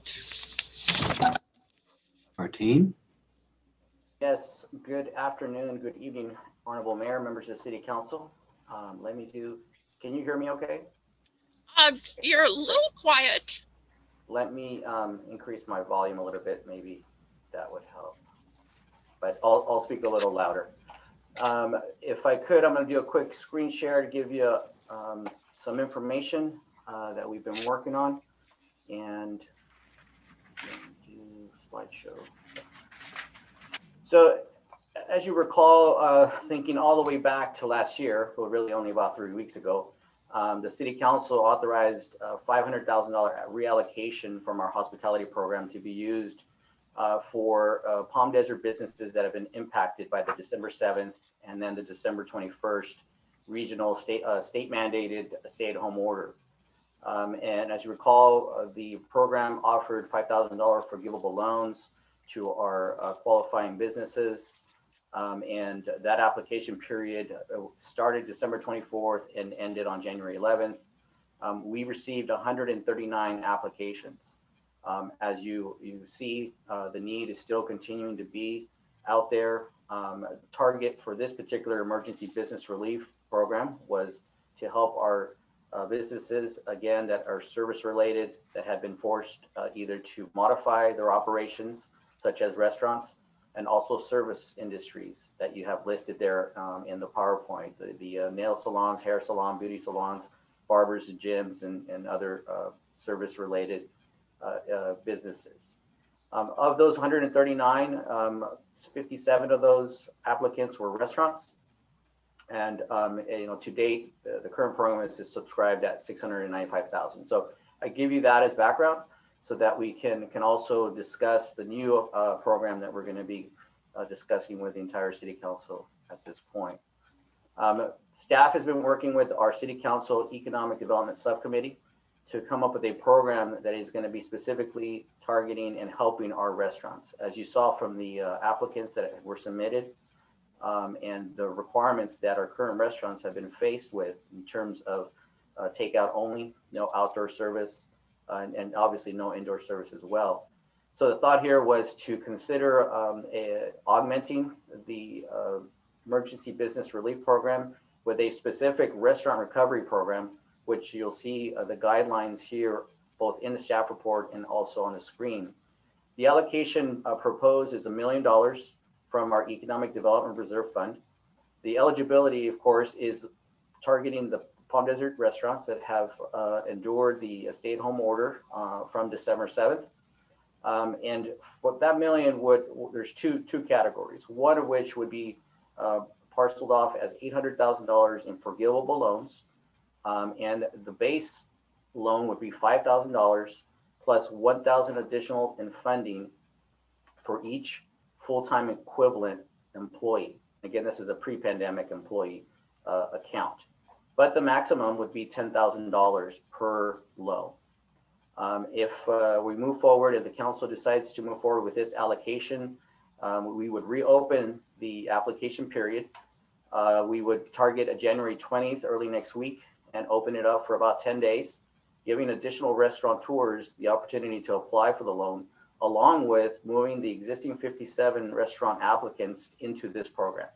And of course, doing that possibly will open up additional loans, and we can discuss that at a later time for service related businesses. The loan forgiveness criteria that was discussed with our Economic Development Subcommittee, again, must be in compliance with all the state, regional, stay-at-home order, or as modified. If there's a modification that comes down the line from the governor or from the county, they would have to continue to be in compliance with that. Also, the restaurant must stay open for takeout service, or again, as modified, depending on the criteria that might come forward in the coming weeks.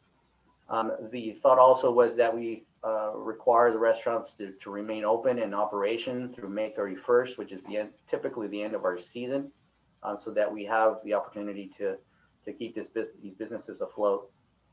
And again, also must be in compliance with any other state, county, or city laws or ordinances. If we move on, then we can move on to the additional allocation of that $1 million of $200,000 that's remaining. There was an additional thought of how could we continue to help our restaurants, but also how do we continue to help our residents? Under, of course, our Unite Palm Desert umbrella, this has always been a goal of ours to help our community during these troubling times and these tough times. So the program that, the second component of this program we're presenting to you is an opportunity to fund free meals for qualifying residents and participants. And again, the eligibility for this program would be, of course, a restaurant that's in compliance with the stay-at-home order. The target for the participants, again, helping all our residents, and we could look at our city affordable housing residents. We have 15 complexes, 7 of which are senior complexes. We've got about 1,100 units in total. We've also had discussions with the Jocelyn Senior Center of how we can partner with them. And one thing that's not in your staff report, but that we are recommending to be augmented as a recommendation, is to help say thank you to our first responders. And there's an opportunity here for us to work with our restaurants to provide, scheduled COVID safe meals to our police and fire personnel. I have had conversations with our Lieutenant Martello and also Battalion Chief Beverlin, and we can discuss that further when there's questions. Again, we would set aside the $200,000 for qualifying restaurants. We would allocate $5,000 maximum per restaurant to provide those free meals to our qualifying participants. The allocation of that $200,000, we've come up with a recommendation of $22 per meal, plus a delivery fee that would be sort of determined depending if it's a mass delivery to a site or if it's an individual delivery per se. But that's something that we will continue to hone in and talk to our Economic Development Subcommittee about. So that $22 plus even a modest $5 delivery fee, we could potentially see about 7,400 meals be delivered out of the $200,000 allocation. There are some additional qualifications and criteria, but most importantly, we want to point out that we would work with our restaurants to make the meal quality consistent with the Great Plates program. This was a program that was administered by the state and county that provides healthy, nutritious meals for residents that are food insecure. The menu could be preset, of course, low sodium, low sugar, could include, of course, in that program includes, either a fruit and some salad and things like that that also make it additionally qualifying as nutritious.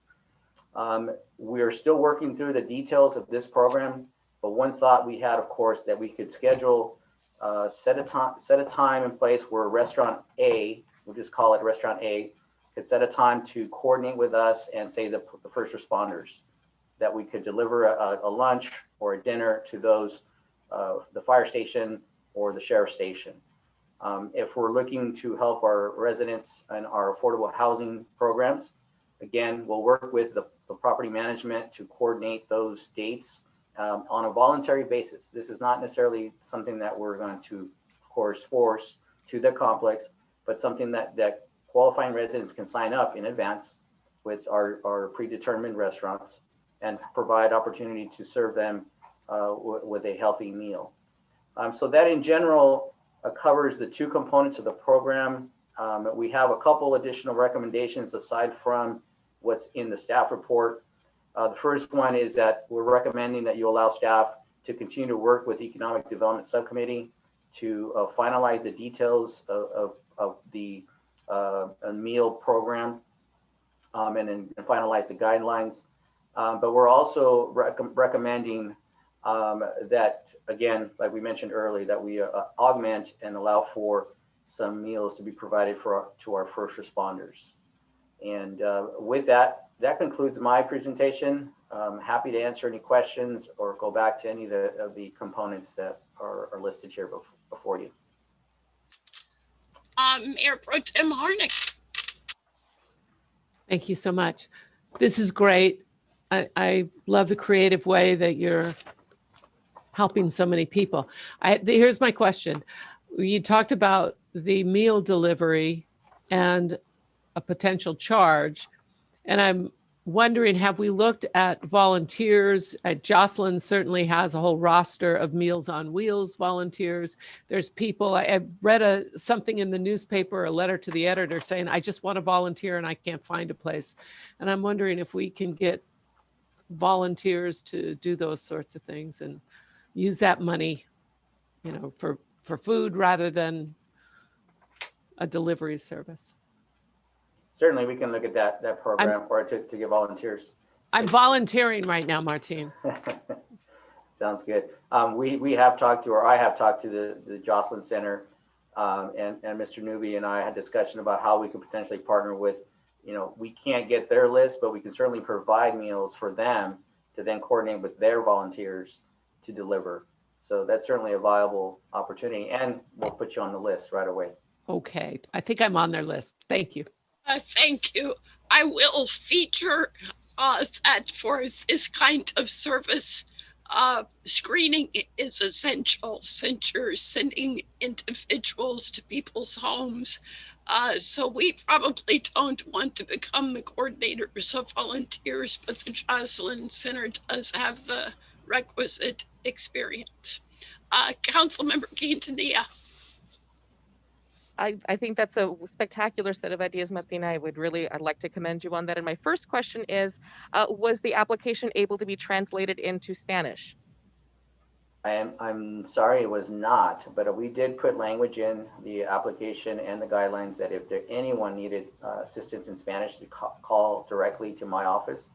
And today we haven't received anything. And also we put in information for my email address and direct line into the office. Perfect, thank you. And I do know that I've got a resident that will be reaching out for one of those appointments. And my second question is, when you were mentioning the number of services or the number of individuals served would grow when we increase law enforcement. I think that is a spectacular way to show support, and was wondering if you know approximately how many that would be per month or during the duration of the program. Has that been established yet? Councilmember Quintanilla, no, it has not been established. We plan to continue to work with the partners, that are out there including the sheriff and police staff, along with our economic development subcommittee, to really hone in on those allocations so that we can serve as many as possible. Absolutely. And the reason I was asking is if it was going to maybe shift and say this month it's law enforcement, next month it'll be healthcare workers, and the next month it could be students. And I bring that up because we know that a lot of students who are supplementing their academic endeavors with sometimes part-time jobs have been very hard hit during the pandemic. And I think that having College of the Desert and Cal State in our backyard, we would definitely be able to serve our students and follow the models that a lot of our existing school district partners are already doing by having a drive-up pickup instead of having and reducing the exposure and contact. As Mayor Kelly has brought up, we have to be cautious with the pandemic and be sure that we're delivering nutritious meals and not a side of anything dangerous. Thank you for those ideas. Any other questions? Councilmember Jonathan? Thank you, Mayor. I do have a question. So, along those lines, I mean, the program that's being recommended is essentially in two parts. One is the loan portion, and one is I'll call it the Great Plates portion. I love the Great Plates concept, as you know, and I want to share with the public that the idea came to me from a resident. I brought it forth to the economic subcommittee, and here we are. So we say it often, but I'm going to say it again. We so value the input and the insight that we get from our residents. It does shape our city, and here's a living prime example of that. So the question, we had talked about this Great Plates program potentially being very popular and very successful, and we wanted to give staff, with the concurrence of the Economic Development Subcommittee, leeway in shifting the allocation. I mean, if the 800,000 is oversubscribed, we don't have that latitude. But if for some reason it's undersubscribed and the Great Plates program is very popular, we wanted to create discretion that would shift the line between the two programs. Is that something that staff still concurs with? It was on the screen. I didn't see it in the actual report or in the motion. So I want to make sure that staff is still in concurrence, and if so, then whenever the motion is made, that we make that clear, because frankly, I don't want staff or the economic subcommittee to take action that surprises the council, obviously. Thank you.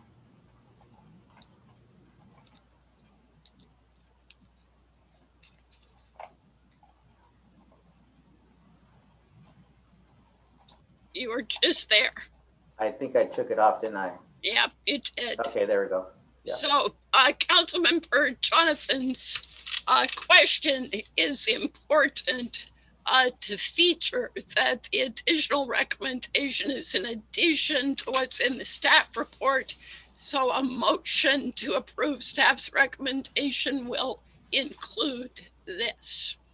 Thank you. Any other questions? Are there comments? Are we ready for a motion? Speak to me, people. Yes, we're ready. Yay, Palm Desert. So moved. Is there a second? I'll second. Thank you. Madam Clerk, please take the vote. Mayor Pro Tem Hardick. Yes. Councilman Jonathan. Aye. Councilmember Nestandi. Yes. Councilmember Quintanilla. Karina? Aye. Mayor Kelly. Yes. Motion carries 5-0. And I sincerely hope this will make the news because we are digging deep to give extra support to our restaurants and our residents in the face of the extended stay-at-home order. And I thank staff and my colleague on the Economic Development Subcommittee, Councilmember Jonathan, for bringing this forward. Which brings us to item 19, Authorize staff to advertise and call for bids for the construction contract for the President's Plaza East and West parking lot improvements, project number 758-14, contract number C37040A, Yahoo. Quite an introduction. Tom, are we turning this over to Jason, or are you going to do an introductory remark?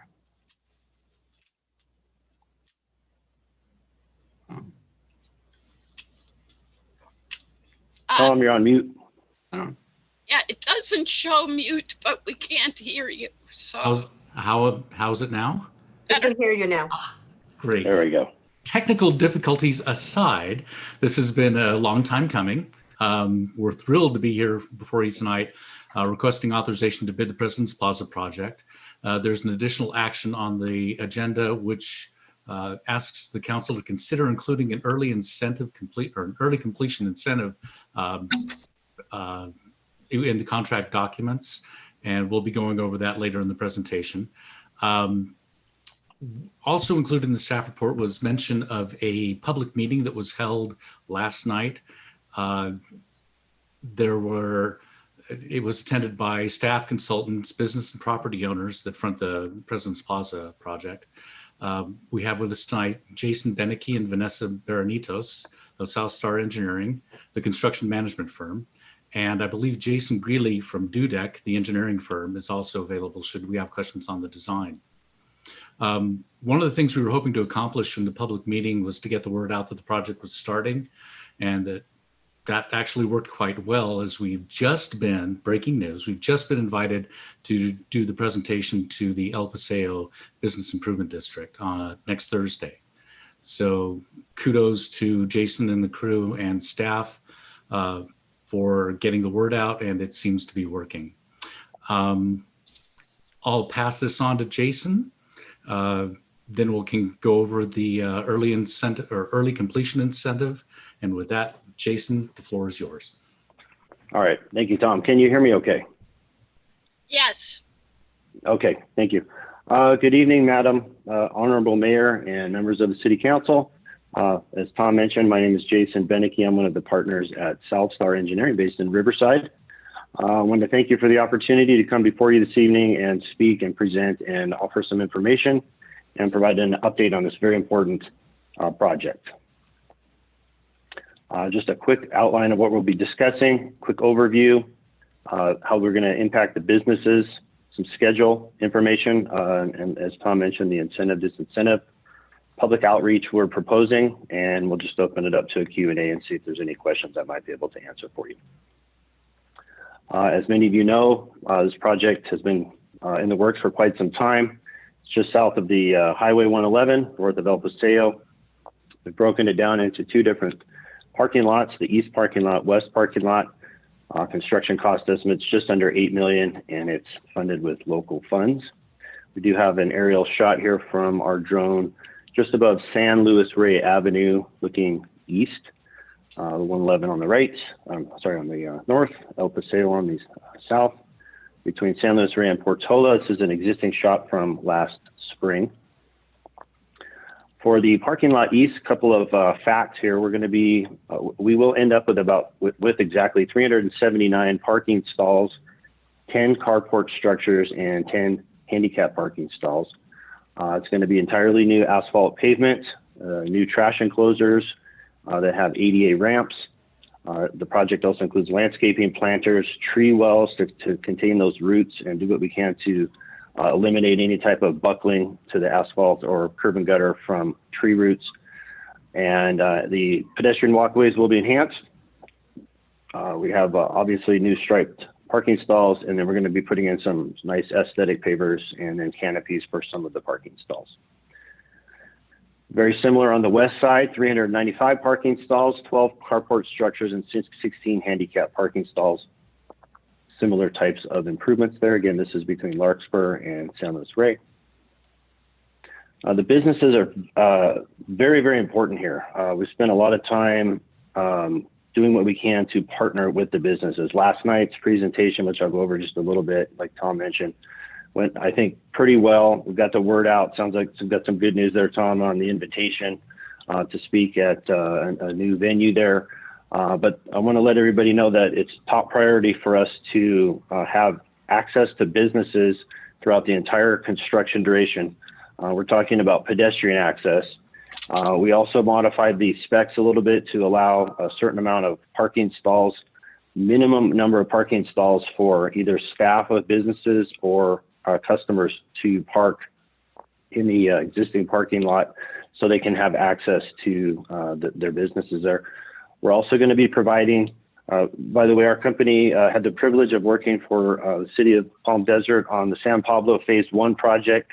I'm also working on Phase 2, but all of the aesthetic features there and the cooperation that we had, which was tremendous with the local businesses there. And we did everything we possibly could to minimize those impacts, keep those communications at top level, optimal level.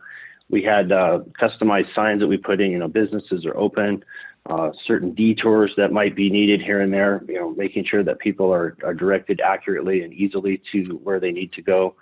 And then we also are available for one-on-one meetings with business owners if they have, for example, a large shipment coming in or something like this. We can do what we can to try and accommodate that shipment with the contractor and make sure that we try to make things go as smoothly as possible. All right, and okay, let's move on to the schedule. So before you this evening for consideration is the authorization to advertise and call for bids on this project. Current engineer's estimate $7.78 million includes the 5% contingency. If we do obtain authorization this evening from council, the actual advertisement should be shortly thereafter, as you know. We'd like to start construction in early April if possible. That's what we're pushing for. We've gone through the schedule, gone through the plans, and we feel comfortable with the estimate, and we feel comfortable with 165 working days. Now that we're kind of, for those of you who don't know, it's the difference between working days and calendar days. Typically, the city goes off of calendar days. Caltrans projects, large projects, I'm ex-Caltrans, by the way.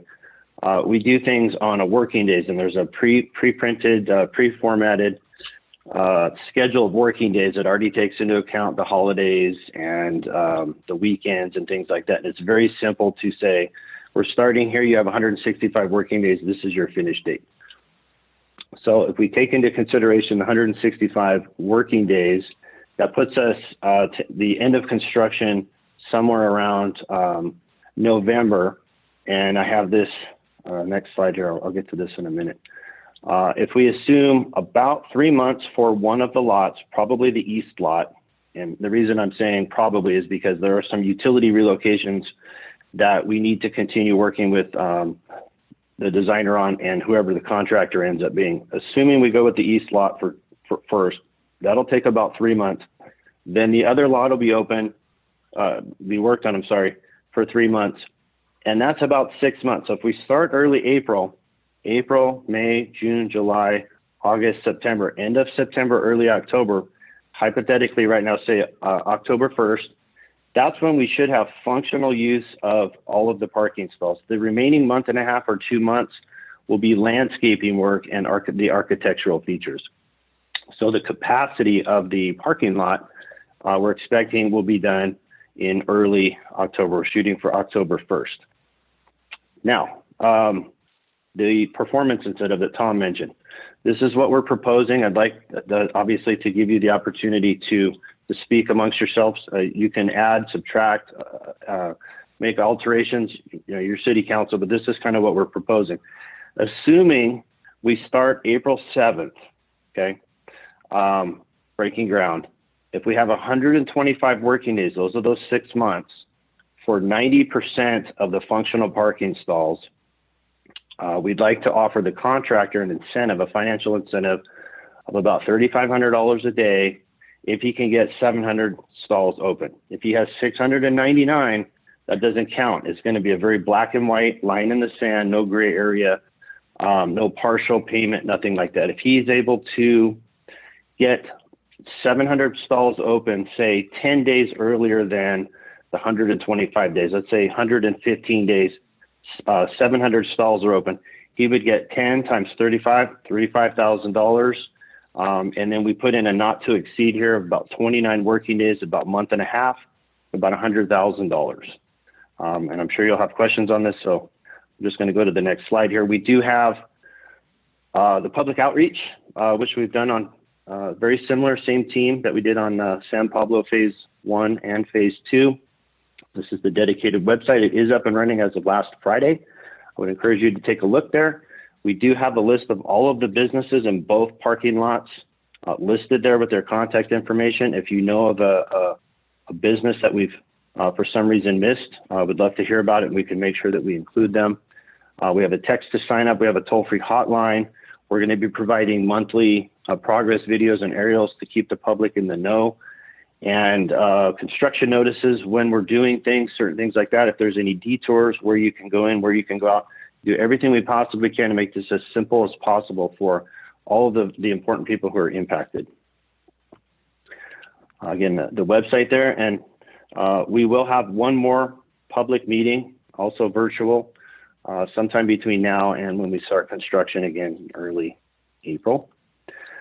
Okay, that's all we had. Thank you for your time. Open it up to Q&A. Jason, if I can just add that next meeting, the next public meeting, should have the contractor present, as it will be after we present the award of contract to council. Yes, exactly. Thank you, Tom. Questions from council?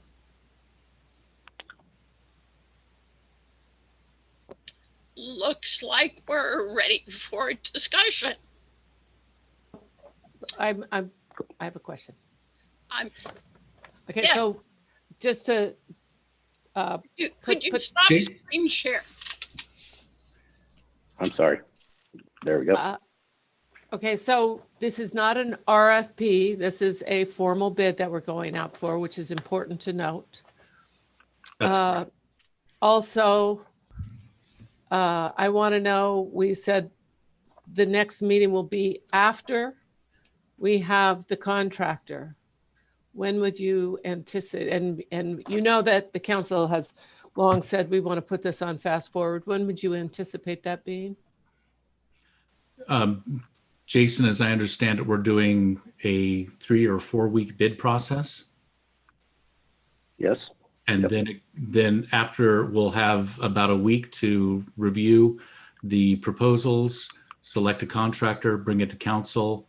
So that would put it the first meeting in March.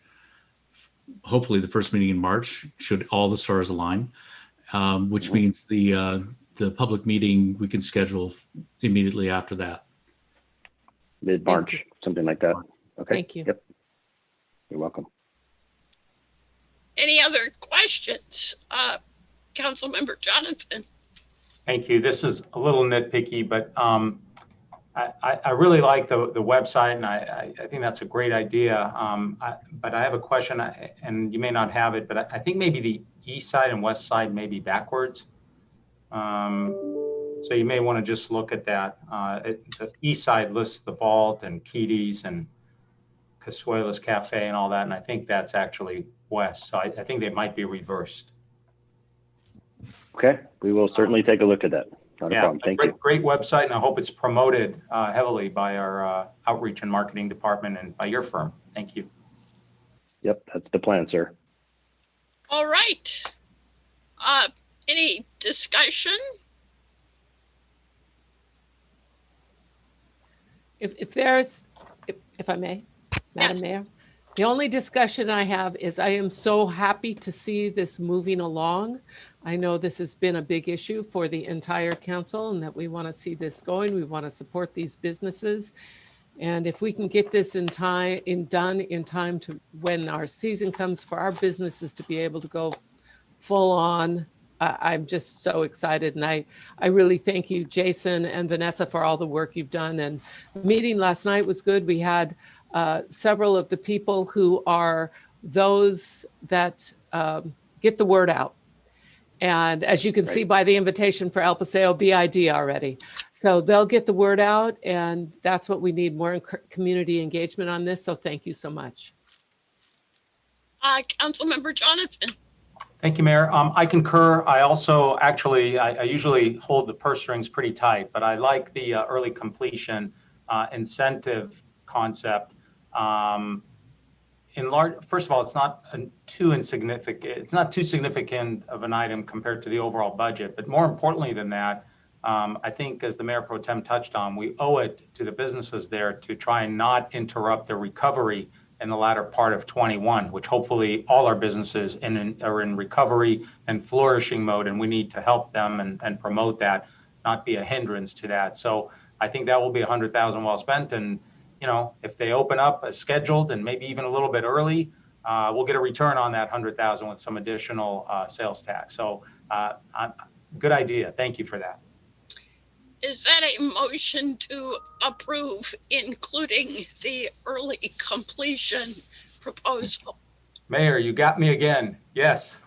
And I'm going to second. Okay. And Go ahead. well, I was going to second it because I think Councilwoman Quintanilla has some comments. Yeah, I can do this. I'm sure you can. I'm getting lots of help.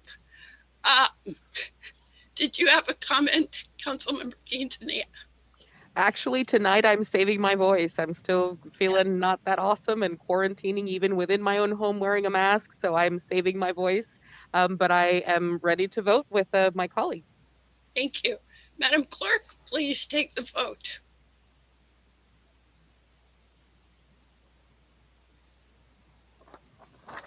Mayor Pro Tem Harnick. Yes. Councilman Jonathan. Aye. Councilmember Nestandi. Yes. Councilmember Quintanilla. Aye. Mayor Kelly. Yes. Motion carries 5-0. Thank you, Tom and Jason and Vanessa. And Jason, we won't hold it against you. I didn't know you were with Caltrans. Good job. All right. Sit down. Yeah, sorry. We have no information items, no public hearing, which brings us to Mayor Councilmember reports and requests for action. And as predicted, I will modify the order upon which we participate each week by just rotating one. So Councilmember Jonathan, you're first up. Yikes, that caught me by surprise. Thank you, Mayor. Really, I've been attending meetings, but I have no significant reportable items for council or the public. I do have one quick request for action. I noted both in the newspaper and in an email that Desert X has been indefinitely canceled. And I'd like to ensure that we don't send them money for an event that's not going to occur. So if staff can confirm that we're holding on to those funds until they reschedule. Roger that. Okay, that takes care of me. Thank you. Mayor Pro Tem Harnick. Thank you. So it has been so busy. It's kind of amazing. I do have a couple of things. I just wanted to mention that the Coachella Valley Economic Partnership has been given a platinum ranking for transparency, and we do support CVEP as they support our entire region. Only about 20 of the 1,200 nonprofits in our region achieve platinum ranking. So we should be proud of CVEP and all that they're doing for us and being so transparent about it the whole time. The other thing I'd like to mention, and this is kind of on the heels of the ordinance number 1361 that Randy Bowman shared with us about the speed zones. At the Southern California Association of Governments, we were talking about in the Transportation Committee, the regional safety targets and the number of collisions from motorized, non-motorized, and pedestrians are all trending up. And the 0 fatalities used to be the goal, and now they're just saying, let's just make it better. The top contributing factor in all collisions is unsafe speed. So imagine there were 6,300 seriously injured in Southern California, in a typical Southern California year, 1,600 fatalities, and 140,000 minor injuries. So they're not sure, they think the increased technology in autos is perhaps helpful.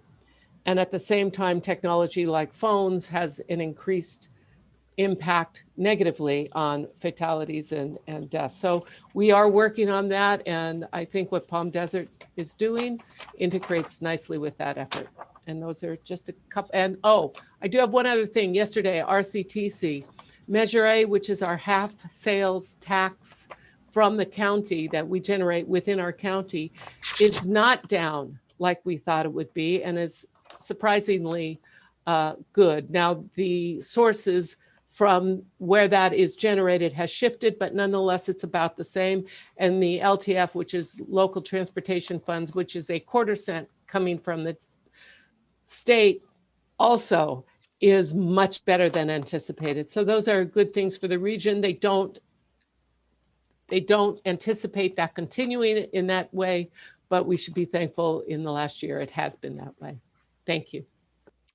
Councilmember Nastandi. Unmute, please. I hope this doesn't take much staff time, but is it possible to get an updated report where we are with the Cal State University Palm Desert campus and CSU Regents? Maybe Councilmember Jonathan could give us a little update on that. Not now, but at the... Yeah, or just if there's a written report somewhere that I could just get an update. I've had some constituents ask me. Are you asking in general or Priority 1 Coachella Valley specifically? In general, and the Priority 1 Coachella Valley, yes. I think the Mayor Pro Tem and I can team up and provide some information along, of course, as usual, with staff's help at our next meeting. Sure. Thank you. Thank you. Thank you. Councilmember Quintanilla. I also look forward to the details of that university report. It's always wonderful to see where we are in the process. And in echoing what Councilmember Harnick mentioned, or Mayor Pro Tem Harnick mentioned about the Cal Cities meeting, that was a wonderful meeting, and I found very interesting. They mentioned the trends in talking about districting. So I think it's very important that tonight so many of the comments from residents were about districting. Excuse me. And with as many comments were regarding districting, I think that we need to acknowledge what residents are asking for and explore creating a commission. And so I ask respectfully to acknowledge the request of residents in continuing with the Cal Cities trends of changing districts.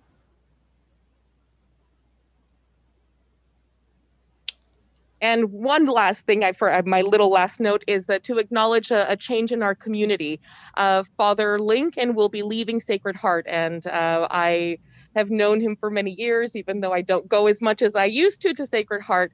He's been such a incredible member of the community and a driving force, and I just think that we need to acknowledge his service to the community and all that he's done. We will certainly prepare a resolution. I have no request for action this evening. City Manager, comments? I do not have any updates or comments at this time, Madam Mayor. Thank you. City Attorney? Nothing, thank you. Right, if there's no objection, then we will be adjourned. Thank you, Mayor. Excuse me, Councilmember Nastandi. Oh, no, I was just going to say thank you. Oh, and goodbye. Thank you. Stay healthy, everyone. Stay negative. All righty. Bye-bye. 6:26 p.m. Take care. Thank you.